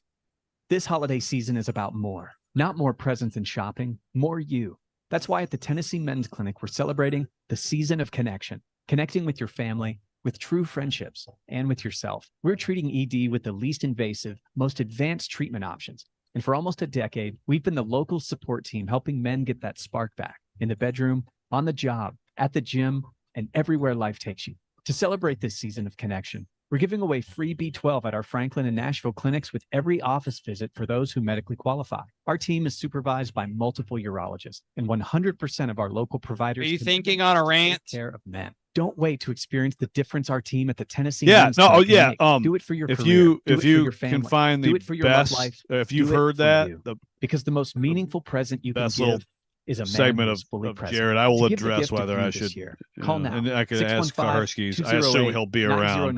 That'd be hilarious if he isn't to today. set up but a consultation and lab panel today. Giving Jared credit Vanderbilt for Commodore Cockerman. fans, 102.5 and 106.3 The Game, along with 94.9 The Fan, is your new home for broadcast of games and the Commodore Hour on Monday evenings. Catch all Like the him action saying that he from wants men's to and hear it women's from you. basketball and baseball all season long. Go Doors. Yeah, I mean, so I didn't hear Today, it, but yeah, football is a game of sound. whatever is the What if you couldn't hear your coach's play funniest or calls? most ridiculous shit that came out of his mouth. What if you couldn't hear the referee's whistle? I can try to find something. For deaf and hard of hearing athletes like me, these Okay, what thank- ifs are a reality. But with the AT&T 5G helmet, now we can see play calls just like the other teams hear them. Connect the player, change the game. Learn more at att.com/5G helmet. Connecting changes everything. AT&T. AT&T is a proud supporter of the Gallaudet Bison AT&T 5G helmet, not for sale. If it's important to Nashville, right now, it's important to Jared Stillman. Like, that's it. He's not afraid to ask the tough questions Something is going on, and the question is, what does it mean? or give the strong opinion. And just needed the bozo offensive coordinator to stop ruining the quarterbacks. Stillman and Company. Weekdays at 2 on 102.5 and 106.3 The Game and the Game Nashville app. What's happening in Nashville? This is Scott Van Pelt. You're listening to Nashville's best sports talk, ESPN 102.5 The Game. Join Jared Stillman, Chris Sanders, and Derek Mason at Twin Peaks in Madison this Monday from 4 to 6 p.m. for our NFL pregame show. They'll break down the Titans' Week 14 matchup against the Dolphins and give you the latest updates before the game. Our NFL pregame show presented by Parman Tractor and Equipment and Beast Unleashed. Welcome back in, Robbie and Rex Road. Taking your thoughts, 615-737-1025, our phone number, 615-737-1025. Joe, we brought up the Monty Rice situation earlier in the show, him being waived yesterday by the Titans. So that means you go back to the 2021 draft, and you've got Caleb Farley, Dylan Radins, Monty Rice now off the team. You drafted Des Fitzpatrick that year, moved up to get him. Elijah Molden out there still playing. And as you correctly pointed out, right now, Dylan Radins is a starter for the Tennessee Titans. But not a great looking 2021 draft class. And Monty Rice officially, I guess we think, comes to an end yesterday. I am interested to see, like, does somebody claim him? Like, does somebody pick up Monty Rice on waivers? We'll see what happens on that front. But I want to focus in on something that we briefly discussed, and that was, the tweets that he had after about basically like, thank God I'm out of here, and go watch the tape if you want to see what the real story is and all those things. I think back to the Jaleel Johnson tweets that we talked about with Kuharski of basically the problems that the Titans have aren't the defense's fault, and he talked about that last week, and having to address that with Vrabel and all those things. And I have seen this from Titans fans last night and this morning of what does this mean? What does this say about what's going on over there at St. Thomas Sports Park in the locker room with the quote-unquote culture like we've seen? Got a couple questions about that this morning on the text line. As you view this, are you concerned with the work environment, the culture, whatever you want to call it, based on some of the things that we've seen come out of the locker room over there via social media? Is that overblown because guys are not playing the roles they want to play and they're just taking to Twitter? What do you make of what we've seen from on social media from some of the Titans so far this year when things have not been going well? Well, I get the question, and questions like this come with losing. Just like personal traits. Clark Lee, oh man, what a smart guy, what a great guy, and then shut up, egghead, because he's losing, right? Josh Heupel. Going into this season, I think Vols fans thought Josh Heupel was the greatest person in the history of mankind, and now he's okay. I think reasonable Vols fans like Josh Heupel and like what he's done, but you losing just affects all that stuff. So it's a fair question when someone comes out like, "Who got to get out of there." I equate it to even like we've been talking about the TD story, right? The TD story with Rand and Vrabel, like Jared from Spring Hill responds on this. He says, on the whole thing with the lies and smokescreen, he says, all I'm saying is the Titans, especially Vrabel, haven't even been truthful or upheld their words with media. I think TD wasted his time getting this, quote, info. I felt like I could have predicted the article's content before it was written. My answer to that is, okay, look, we when we talk to people, we don't have like truth serum, Yeah. They're going to say what they're going to say. Right. Press conferences happen, people lie at press conferences. It happens. And I kind of equate that because that goes along with losing, right? You're less likely to be trusted if you're losing. People are more likely to assume there's dissent or issues, culture problems if you're losing. I really don't know much about. Jaleel Johnson is a guy who just kind of bounces around, is trying to stay in the league, and he popped off. So I don't even he wouldn't even, it's not like he's really a part of like the long-term aspect of this team. Now, Monty Rice has been, and I can just tell you from my personal experience, watching him play, talking to him a little bit. He's absolutely been a disappointment as a player, and two, I don't think he's helped himself, and I'm talking about before this, maybe at times, with how he's dealt with some stuff. And so I know for some people it's like, oh yeah, you're gonna make the excuses for the Titans and give them the benefit of the doubt when they don't deserve it. But I don't think this is some indication of a rotten culture. I think that if you keep losing, your culture will get worse because people get angry and there's an inevitable pointing of fingers that happens and all that stuff. So if you play enough losing football, you'll have a bad culture. I promise you will. But I don't think that there's like some rotten, like this is like a symptom of a bigger problem. I don't think it is either, but it is interesting. I mean, look, we got a texter that says, AJ was glad to leave too, and we were winning. There's got to be fire with all this smoke. That's not true, but that's not true. AJ, after the fact, has taken shots. AJ was not happy about leaving. That's not true.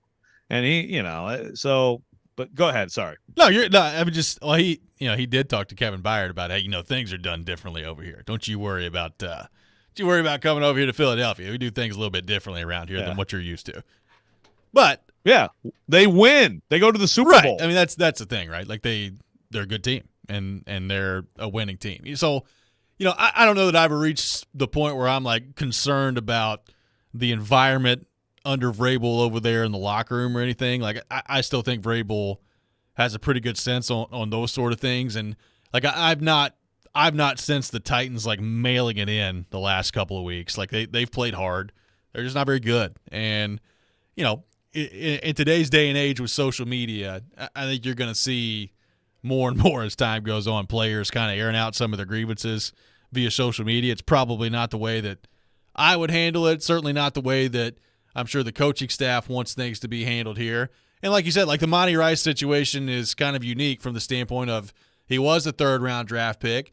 David Long Jr. leaves this offseason, and you feel like there's a spot right there available for Monty Rice, and it should have been his. And it really hasn't been all year. And it's been a combination of his Titans career of injuries and then just lackluster play and not being able to get on the field and make really any impact. So, obviously there's some frustration from his standpoint, I'm sure, that comes with that. I don't think that there's, Alex from Montreal asking about like a mutiny at St. Thomas Sports Park. I don't know that we're on the verge of seeing that. But to your point, Joe, you lose long enough and some of these things that you don't think are problems all of a sudden start to become problems when you have a culture that is losing game after game after game. Yeah, but I mean, good performance is, yes, you want to find the right people. You got to be team first. You want a good work environment, but the best medicine to create a good culture is good players and good coaches who do smart and good things and win more than they lose. And I promise you, your culture will be better. Like Vrabel always says, well, the real test of a culture when things go wrong. Yeah, but that's still like a winning team that has something go wrong. A chronic losing team, and I think as maybe Vrabel is finding out, that is a lot harder to maintain the culture. Well, all right, so I got to read. Go ahead. I was just going to say, think about what we could be talking about if this plays out the way it could, which we brought up the other day. Like if they lose out here and they end up 4-13, you're talking about losing 20 out of 24 games during that span. I mean, yeah, there are going to be some problems that come along with that in the NFL when you lose 20 out of 24 games. Yeah, as there should be. Ben from Cumberland City. Okay, he's talking about the article again. The article had no substance. It's everything people already thought. Titans need better transparency on what's going on. A GM that has the stones to talk to media, an owner that isn't afraid to let her direction of the team out there. I'm sure Joe will say I'm wrong, but what non-smart folks like myself see is a circus and a half-hearted attempt to cover it. So, again, from the article perspective, again, like those guys talked. They said what they said. I mean, I give credit to TD for getting someone to talk about this on the record. You may not like what they had to say, okay, but I'll ask you this. If there's truly some horrific rift between those two and it's just, it's unworkable and all that, would they have done this interview? I mean, I have a hard time. I don't know Rand. I don't think so. Well. Unless you just want to do damage control for the next 6 weeks. Right, but like Rand, I don't know him very well. I know Vrabel pretty well. No, I mean he's not going to sit here and do some dog and pony show. Look, I'm not saying they're best friends, and I did find it hilarious that they decided to go out and play hopscotch in front of everybody last week. After Kaharsi's talking about, how they aren't together. All right, come on, let's come up with a secret handshake. Rand, come on, I mean, some of this is like, yeah. Yeah, I mean, some of this is reacting and getting out there and trying to change the story, but it doesn't mean that, like, the truth is some, like they're actually arch enemies, like the truth is usually probably somewhere in between. LD says, are other teams fans constantly asking about culture? Been watching football 40 years and don't remember culture being mentioned on a loop like it is now. I will say, LD, every single coach, certainly college and pro level, uses that freaking word every other freaking word. So there is probably, maybe there's, and when things go bad, people wonder, whatever you want to call it. I like to call it work environment. It's a fair question to ask. I mean, is the losing a symptom of something bad? I mean, I think in this case, if it is going bad, getting tougher, it's probably because of the losing, because their players aren't as good. They don't have as many good players as other teams, and they're getting their butts kicked every week. Let's go to our 102.5 The Game phone line, driven by WilsonCountyHyundai.com, and welcome in Adam from Portland. Adam, good morning. Thanks for calling in. Hey, man, you think of everything like that's led to this point of the season, even something as stupid as like, what are you doing with your hands, Joe? Like things like that show like the state of the. Yeah, I didn't. So I like the state of the franchise. Like, and usually, I'll call and it's just an honest question, all right? So you guys, y'all talk to these other cities like weekly, right? Like they're inviting you on, you go on there, you bring people on here. Do they deal with the same thing we deal with? Like that's my God honest question. Is like, do they have Amani Rice like every other day that they have to deal with, that from the time they draft him can't stay on the field and does not get coached up, stays a below average NFL pro and an okay college player? He wasn't even a good college player. From the start, that was a bad player. So is everybody else dealing with this same crap? Like that's my sincere question. Thanks for the call, Adam. Well, I mean, it just depends on what team you're talking about, right? I mean, the Titans certainly are. The Titans are not the only team that has underwhelming draft picks and turmoil that boils over on social media. Now, like I said, I think you're going to see that more and more in today's day and age of the way that things are handled. Now, like are the Kansas City Chiefs having this problem? Probably not, Joe. I mean, there's a lot of winning that they've done. Yeah, but even them, if you're a Chiefs fan, you're like, but then it's fourth-round pick. I mean, there's going to be some of that. You just don't want too much of it. I think Zach brings up a great point. He says, Monty Rice, a perfect example of a guy that was overdrafted by Robinson, that showed Robinson had trouble identifying guys that love football and fit what Vrabel wanted. Luckily, this draft class shows the exact opposite. Yeah, I mean, I think it was a draft mistake. Now, look, Adam just said not coached up. I think that's like, why didn't he get better, right? I mean, you can't just divorce all these problems from coaching. I mean, I think the coaching has to be under the microscope here, and I think that's more than fair at this point. Coming up next, it's time for the Rex Rant with Joe Rexrode. You can check it out every morning here on the program. Paul Kuharsky from paulkuharsky.com has entered the facility. It's go time here on the program. We'll do all that next. This is 102.5, 106.3, The Game.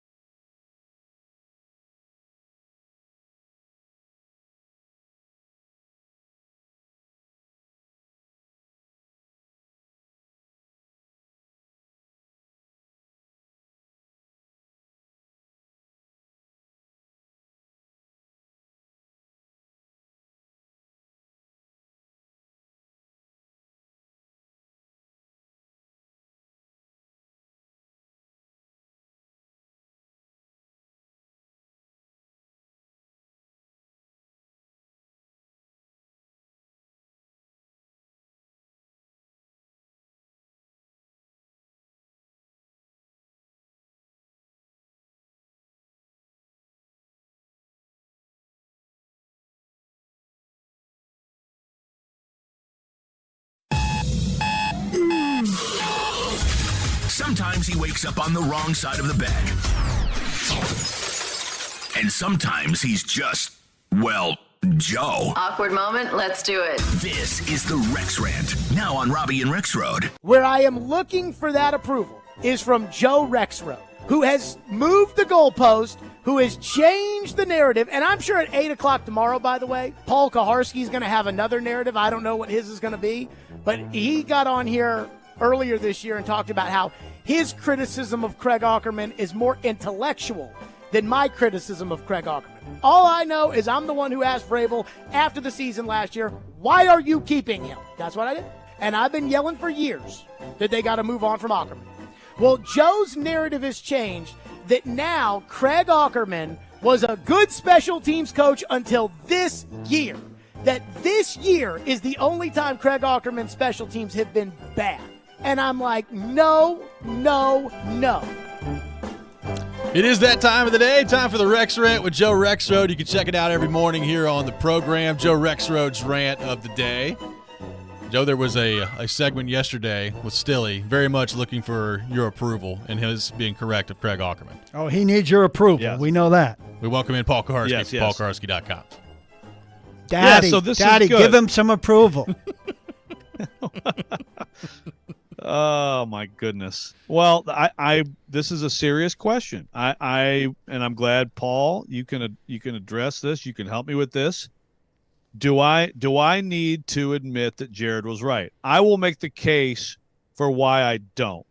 I kind of said this yesterday, but since Jared laid down the gauntlet. Yeah, okay. Gauntlet. All right. This is what I believe. First of all, I think you and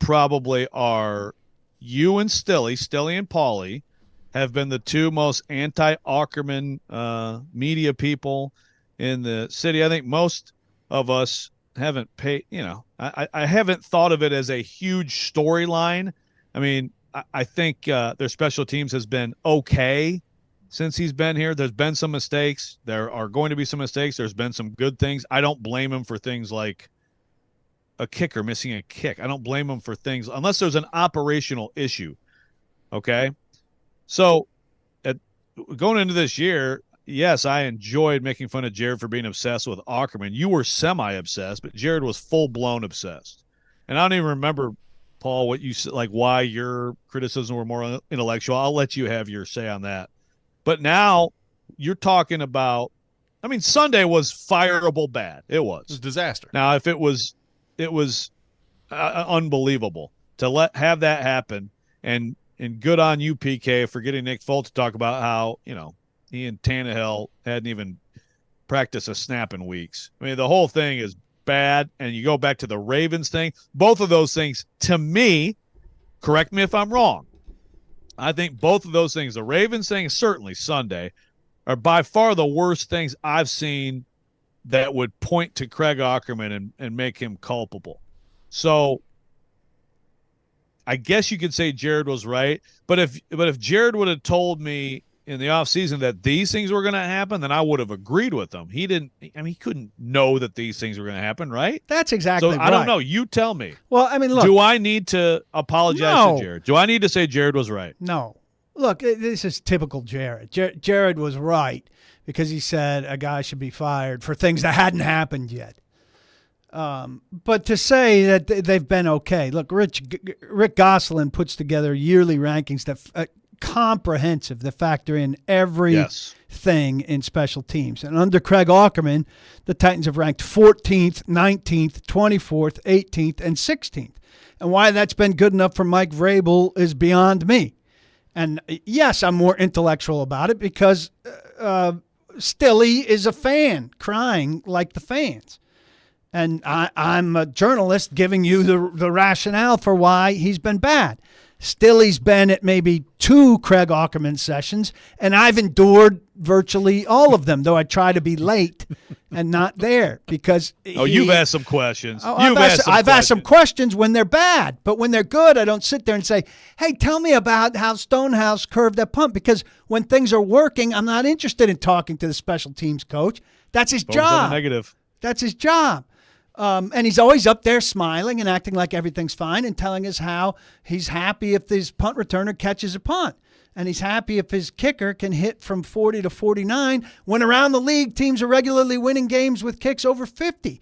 His standards are so embarrassingly low that alone was cause for me to say, how is this the guy who you want to be your special teams coach when you're a team that needs special teams to win? So it sounds like you agreed with Stilly then, actually. Well, I agreed from Stilly on the inside. I wasn't a guy sitting eating those pizzas that he loved, saying, the special teams coach has to go. This is ridiculous. Well, this is what I said, and I had a text thread between Kyle Tucker and Stillman last night. I mean, I've had so many text battles with all this Florida State crap, but the point I made to Jared on that was, you're not really right because you're the boy who cried wolf. If everyone sucks and fire everyone, and I know I'm exaggerating, but I mean, he calls for people a lot. And, sometimes Ackerman proves him right eventually. But, like, this stuff this year is a new development. The rankings you just read off, Paul, those aren't great. And by the way, we talked about Gosselin yesterday. He is the absolute authority on special teams in the NFL. It's been a big chunk of his career going back to the 70s. And so those rankings are mediocre, right? Overall, they're middle of the league. That's not where you want to be better than that. Absolutely. You want to be better. Where has their effort been? And this is not just Ackerman. I mean, they just disregarded kicker for a 5-year period. That's the thing. But is that? But see, that's not Ackerman. But he didn't make them better. Yeah, it's on Robinson primarily. But did he do anything to make anything better? No. He reduced the standards. Okay, 40 to 49 is now our range. Okay, catching a punt is satisfactory. We didn't muff it. Gold star. That's the thing. I mean, that's what we talked about yesterday too, though. Like, when's the last time the Titans made a play on special teams, like a game-changing play? Tim Shaw has been ill for a long, long time. He's the last guy in the Titans that blocked the punt. Yeah, it's wild to think about. 615-737-1025, our phone number. Let's go quickly to our 1025 The Game phone line and welcome in Michigan in the borough. Michigan, good morning. Thanks for calling in. Good morning, guys. It's wonderful to talk to you on this bright, sunshiny Wednesday morning. Maybe I'm just older because I'm almost 50 now, but I kind of want to be the voice of reason. So I was at the game Sunday with my son, who's a Colts fan. Don't ask me why. I don't have an answer. And I had this feeling that maybe the sky isn't falling, and I'm just going to list a couple things. You've got, I think, a franchise quarterback. Jury's still out a little bit, but I think with enough weapons, he's that. There are some pieces I like on the defense a lot. Obviously the defensive line's been the star of the year. And if you can get somebody across from Hopkins, I love the tight ends. I like Wiley. I know he didn't have a great day Sunday, but he had a really nice catch on the boot. I like some of the stuff he does. I love Chig. I don't know. I just think if we get $80 million in cap space, which seems likely, and a full draft of picks, maybe the turnaround's coming faster than people think. I know you need the things that are the hardest to find right now, which are like offensive line and secondary help. But, call me crazy. Maybe it's just my old age, but I think they're not, perpetually lost at this point. They just have some questions they need to answer this offseason. Oh, that's not fair. Which game? No, I want to ask you a question. Which game when the defensive front touched the quarterback twice was your favorite for you to be so optimistic about the defensive front? Hey, I mean, I don't have a perfect example because I'm not a journalist. I'm not smart like you, Paul. But that's I enjoyed several this year. We'll just say that. Hey, they look great in that Carolina game, Paul. Yeah. Look really good against the Panthers. Yeah, that just and happened. they were good against Atlanta. They were.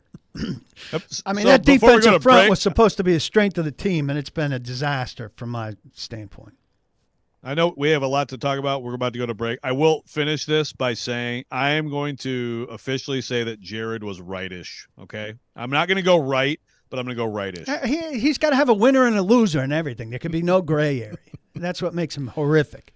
There's no nuance. We'll have more with Paul Kuharsky from paulkuharsky.com coming up next. A whole lot to get into with the Tennessee Titans. We'll take your thoughts on our phone and text lines as always, 615-737-1025. This is Robbie and Rex Road, 102.5-106.3 The Game.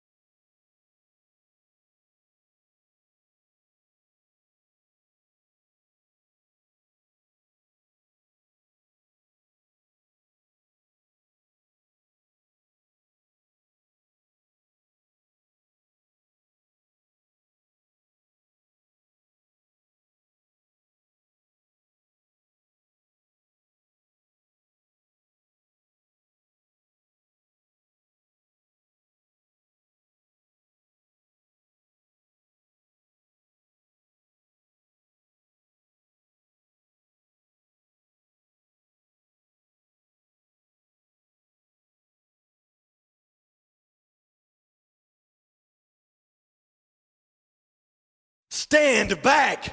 There's a hurricane coming through. It is that time of the week here on Robbie and Rex Road. Paul Kuharsky from paulkuharsky.com with us for the next hour, talking all things Tennessee Titans. PK, since I didn't ask you in the last segment, how are you? What's going on? I'm well, thank you very much. I was not well Monday and most of yesterday because of a foolish eating decision I made in the press box on Sunday. And I become, I think, the second person to be taken down by that food. I usually don't talk about the free food. I'm grateful for free food. Sure. But when it snipes me in such a way that I can't be at the press conference where Craig Aukerman is dismissed, I feel it's warranted to mention it. So I hope nobody else ate halftime meatballs. And if anybody else ate halftime meatballs and was taken down, I'd like to hear from you. Rex Road, did you partake? Okay.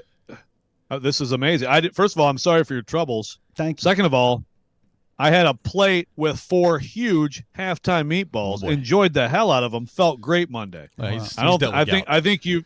That's the only thing I can narrow it to. I mean, the only other thing I ate were my usual, hefty plate of cookies and blondies and such, and they've never done any damage to me. And I know plenty of people ate those, but I was an absolute mess. I got up.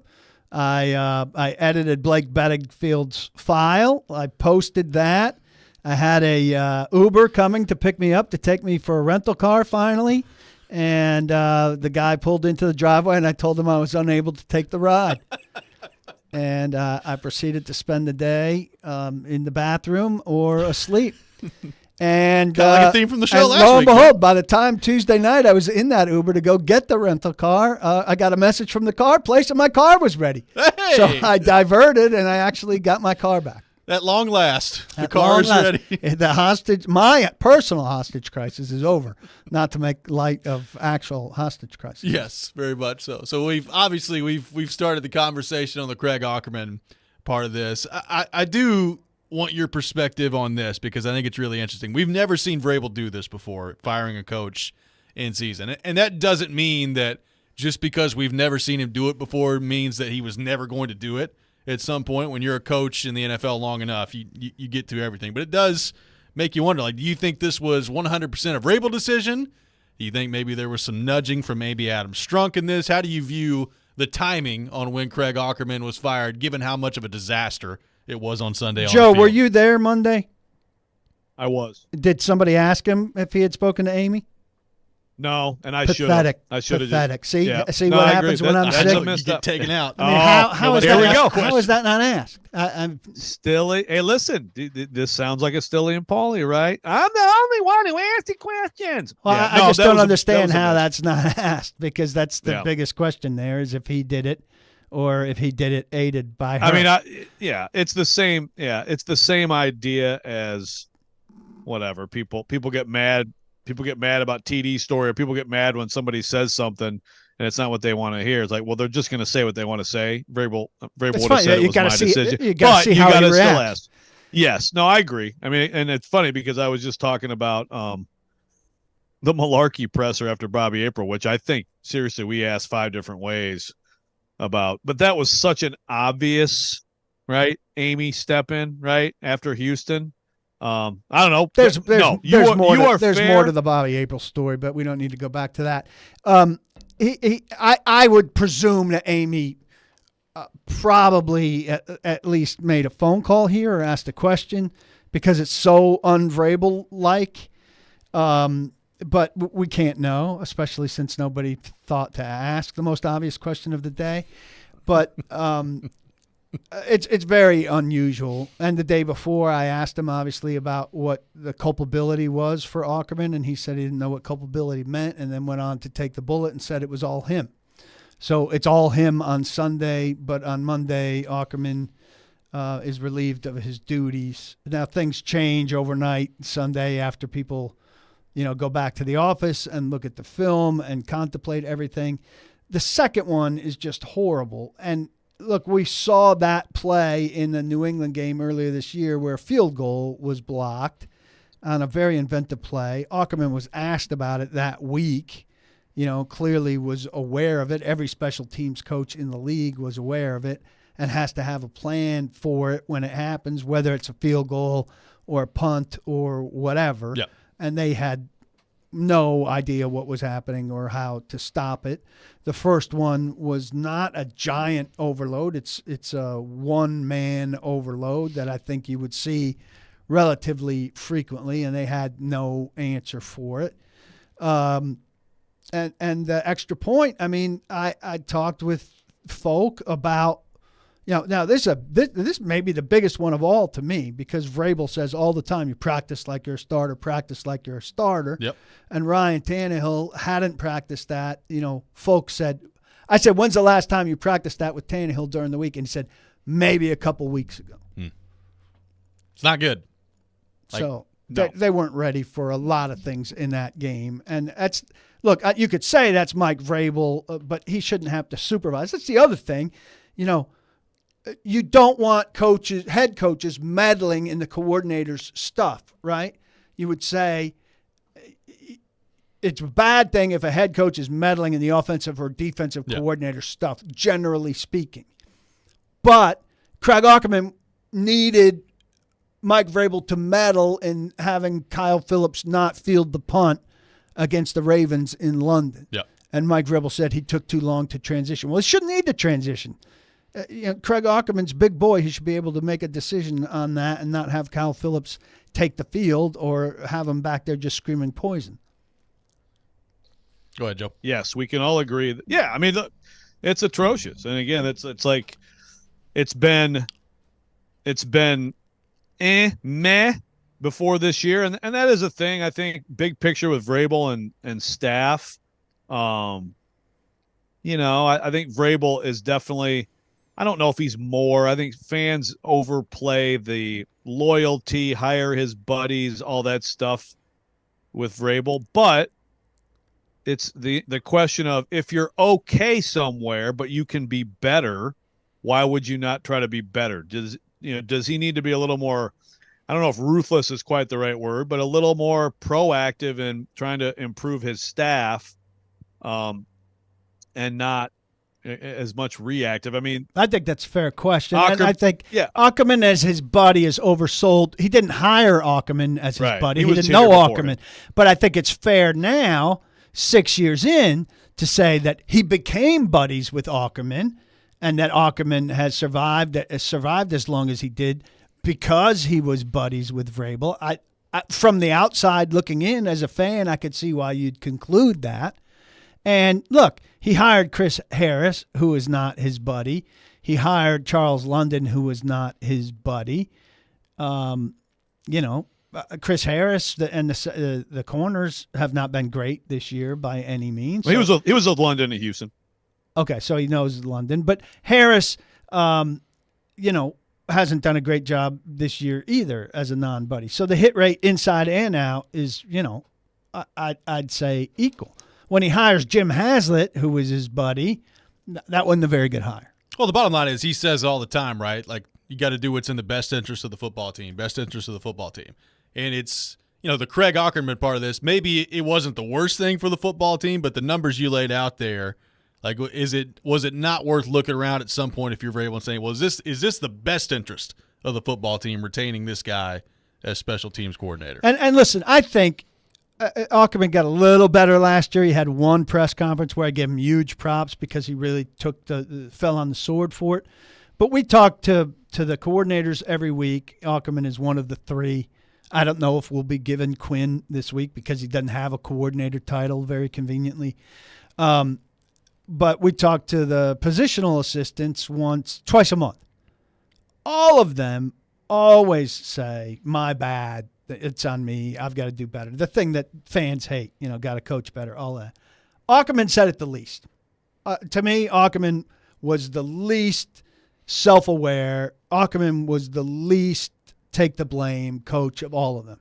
That's what drove me most crazy about him. He would talk about what went wrong, but he wouldn't inject himself into what went wrong. And that was my big beef with Aukerman. Can I quickly read this medical text, Robbie? Sure. Actually, most cases of food poisoning are the result of you touching a doorknob or something, an infected person who didn't wash their hands after using the bathroom touch. I know that's gross, but it's true. It's called the fecal oral mode of viral transmission. Thank you for the text. Yeah, Appreciate great. Whatever. the halftime meatballs were amazing for me. Well, I'm they were just saying. cold for starters, which should have turned me Red off. flag. Listen, again, I don't like to discuss free food, but the free food on Sunday, you could survey anybody in the media. It was largely a disaster. It was overheard saying, like, we didn't expect this many people, which is one of my things. Like, there's a football game scheduled well in advance. They knew people would be there. Other people have gone to the hospital. There's a hospital incident for a very prominent person in the Titans media whose story wasn't finished when he went to the hospital as a result of eating the food there.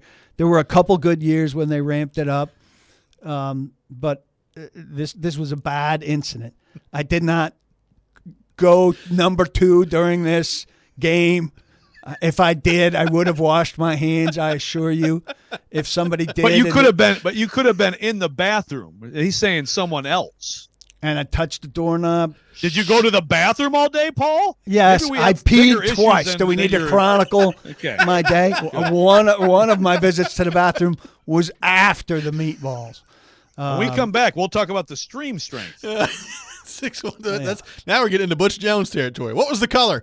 615-737-1025. I doubt people in press boxes around the NFL are dealing with this at the rate Nashville is. We'll have more with Paul Kuharsky coming up next. This is Robbie and Rex Road, 102.5, 106.3 The Game.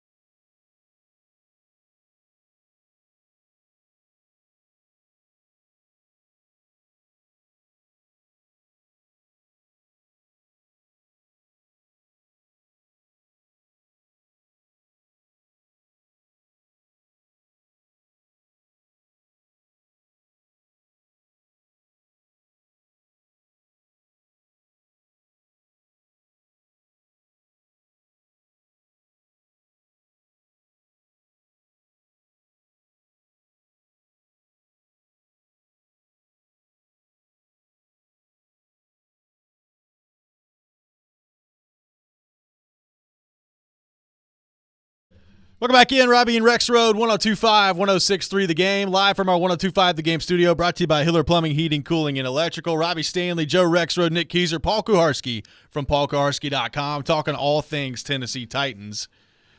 PK, Monty Rice put on waivers yesterday, and as he's walking out the door, he tweets out, "Thank God," with a salute sign after that. Also talks about people need to check the film to catch the real story. I found your tweet very funny yesterday when you talked about how long before this is deleted. So I checked a few minutes ago. It's been deleted by Monty Rice on his own personal Twitter account. So he has deleted both of those tweets. Come on, from Monty. yesterday, but which is still continues to be amazing to me.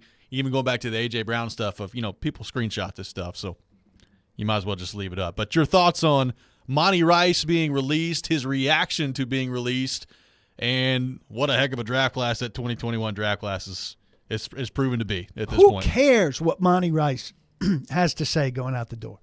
Who cares? The undisciplined player, can't be in the right spots, a bust as a third rounder, and Nashville thinks like what Monty Rice has to say as a bitter guy who didn't cut it is some indication of where the franchise stands. It's an indication of where the franchise stands that they can't draft a third rounder who could stick around for a couple of years. But, I mean, Monty Rice is not smart and not good. Monty Rice thinks he's getting out of here and he's got some freedom and he's going to go be great.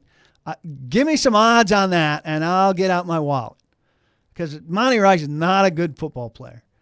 That's put him on the John Robinson docket and wave goodbye. Now, for all I know, it could be back on the practice squad. Yeah, that's the thing. Later today or early tomorrow. Let's hope.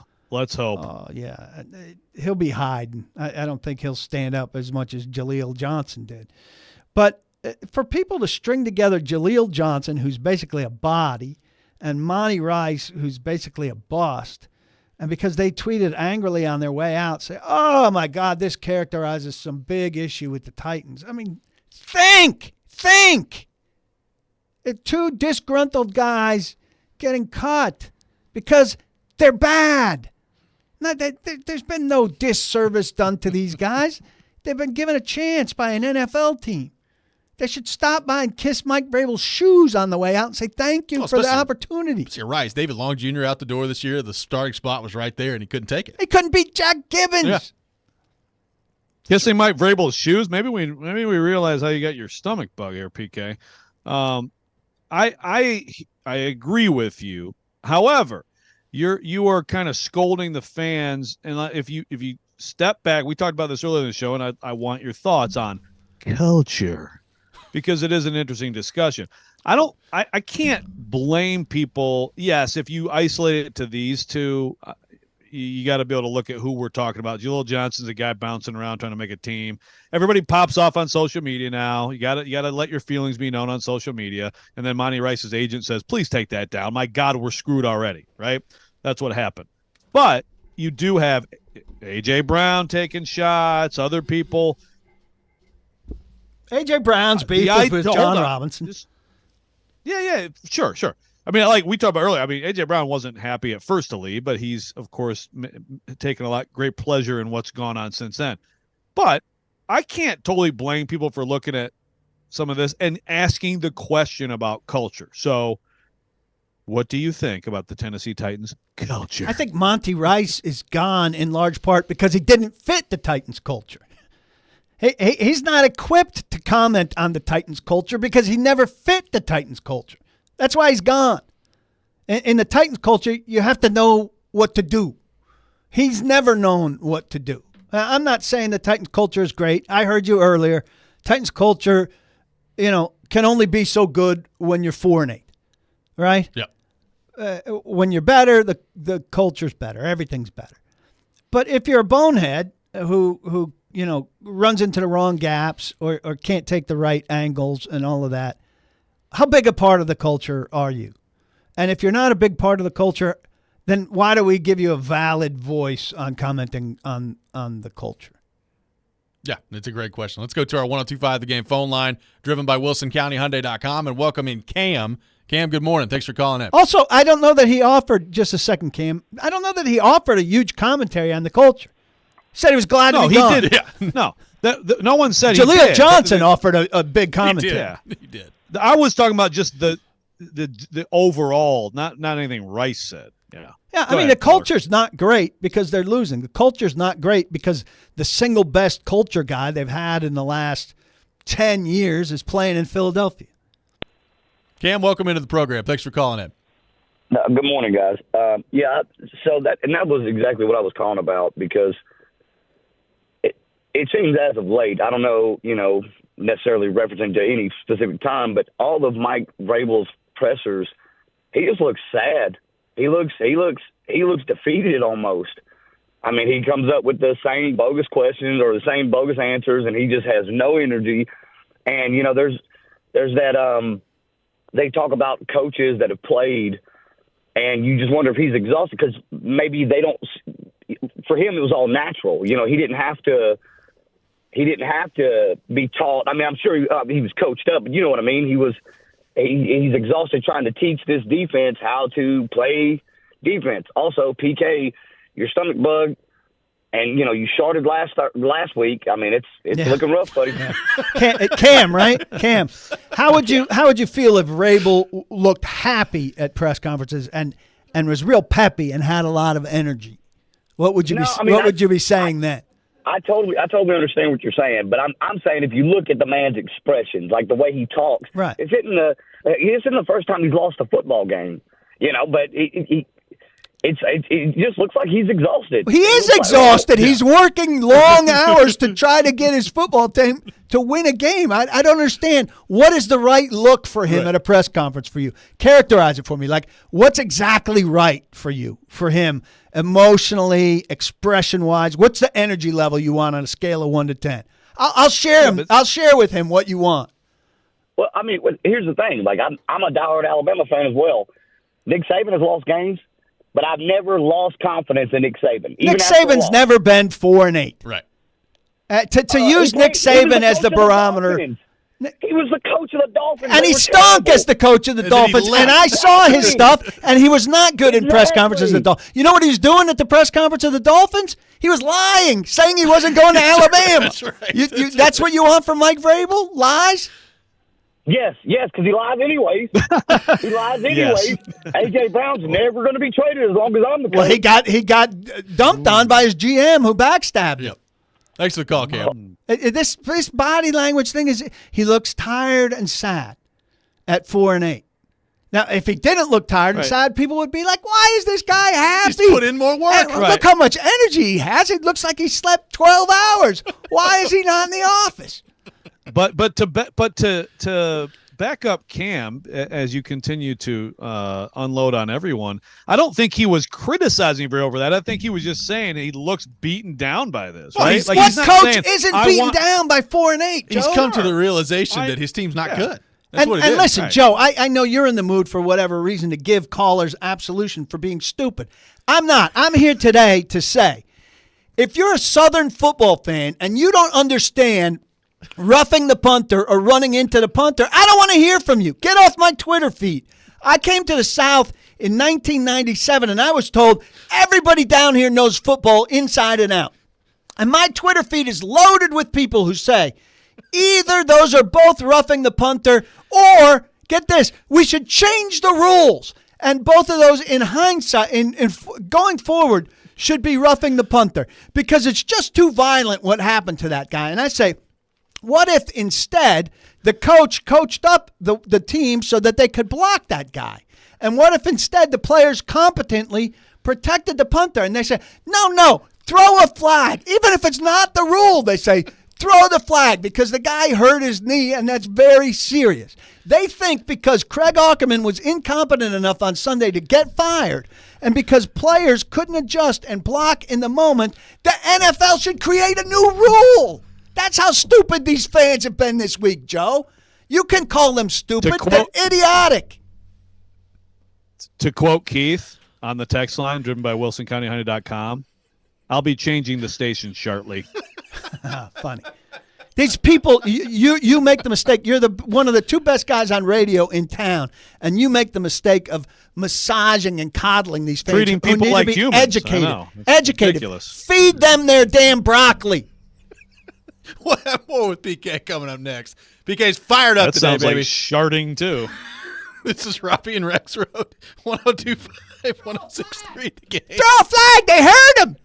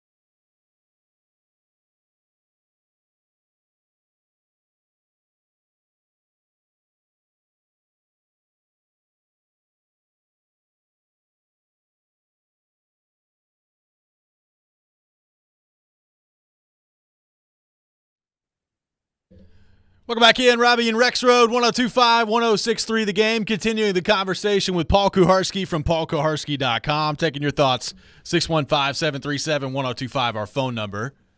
BK, we discussed the piece from Teron Davenport from ESPN earlier in the show, sat down with Rand Carthon, Mike Vrabel, and went through a variety of different things. The Kevin Byard trade was brought up in there. Of course, the quote from Rand Carthon about he doesn't have an ego, so he doesn't really care who has final say, which kind of sounds to me like maybe Vrabel has final say, but that continues to come up in the conversation. What did you think of the piece that TD put out there regarding Rand Carthon, Mike Vrabel, and how that relationship currently stands? There's absolutely nothing new in there. And it's pretty clear that the Titans wanted to answer the Boston stuff about Rand and Mike not getting along. So they put him in a room with a reporter looking for a piece that showed that they get along. The most interesting quote was from Vrabel kind of saying, I wouldn't say there aren't times that we haven't gotten along, which kind of confirmed that they sometimes don't get along, which that they're human beings is only natural. Yeah. But I mean, look, no offense to Teron, it is pretty fluffy, and and I like that Rand emphasizes in the piece, I haven't said anything because I remain in the background, but here I am in the foreground. So I think Rand's kind of grasping right now to show that he's something while pretending he's I did enjoy nothing. this is the time for, players and coaches this time of year, so that's why he remained in the background. That's why I remain in the background, but here I am in the foreground. And then, the two things. Well, this is clearly a reaction. I mean, this is a reaction to Boston from the Titans' perspective to Boston. Yeah, they're right? very reactive PR, And so, the piece mentions Byard, the piece mentions Dillard, but Rand doesn't address Byard and he doesn't address Dillard, which are the things people want to know from Rand. So Rand appears, but still hasn't discussed the major things that Rand has been involved with that have been the key to this season's failure. So, we still haven't heard from Rand on the issues of the day. And if Rand's a background guy, Rand's in the little bit we've heard from Rand, he says he's very much a background guy during the season, which comes to me with a presumption that he's very much a foreground guy during GM season. Yeah. So let's see. Okay, but to be fair, to flip this around, I'll flip it around on you. And their reaction on this, I think, was great. But, you were on last week. It was last week, right? Yeah. Last week talking about, Robinson and Mike, used to meet. And so I didn't see that with them. And it's like, okay, they work in the same building.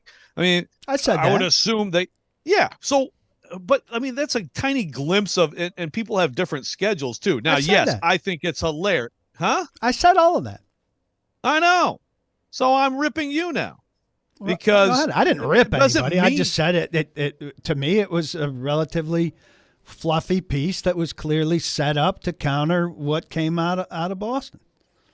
Right. My point is that I think we sometimes also jump to things without having information that warrants it. And I think in the case of Rand and Vrabel, what do we have? We have. Again, my whole thing with all this is right now we have a fluffy piece with Rand saying I'm a behind-the-scenes guy, but here I am sitting down with Vrabel so everybody could see that he and I get along beautifully. Sure, that's what we have right now. Call it whatever you want. That's fine. But the point I'm trying to make, is that they can say what they want, or you can see something where they're not together on the field, or they can put them out there. And that was pretty funny. That was pretty good.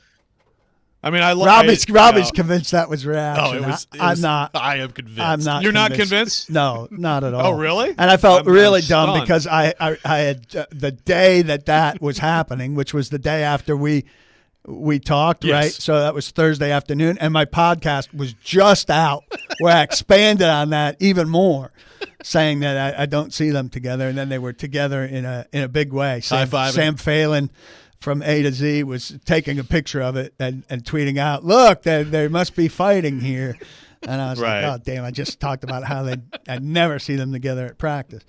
Well, but that's the thing. And then a lot of the reaction to that is, oh, I guess they hate each other. It's like, look, they can say whatever they want, all that stuff.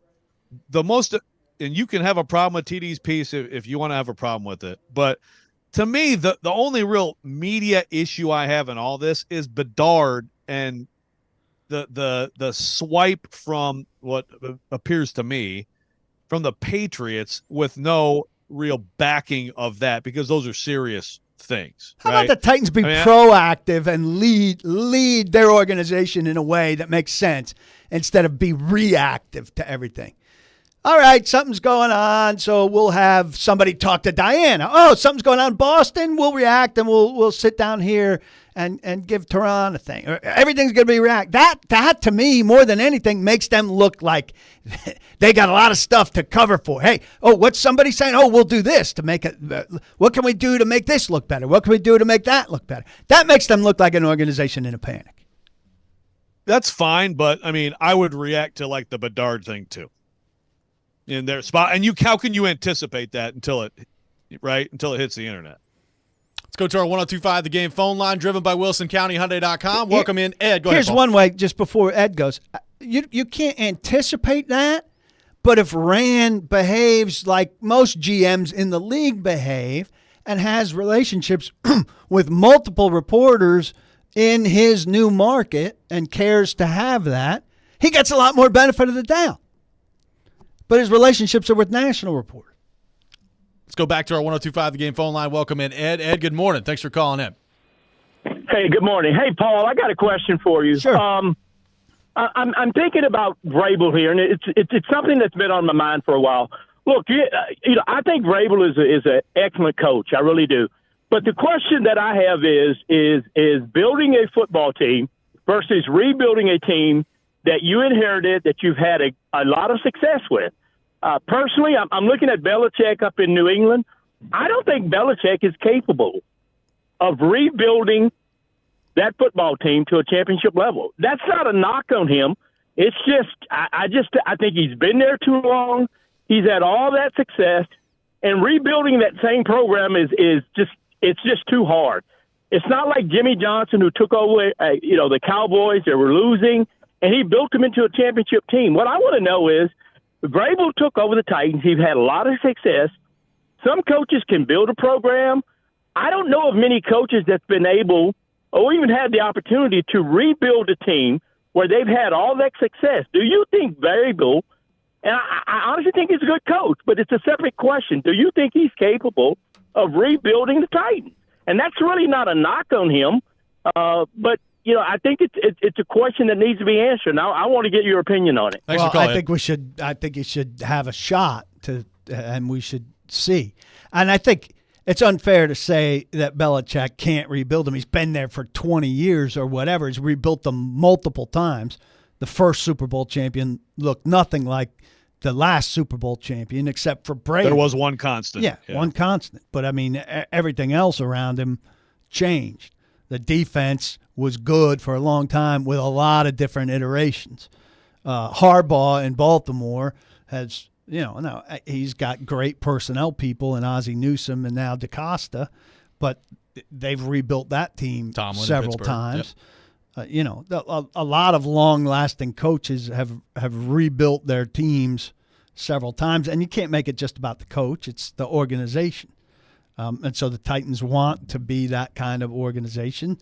And, I think many of us think that Vrabel should have a chance to be a part of that here.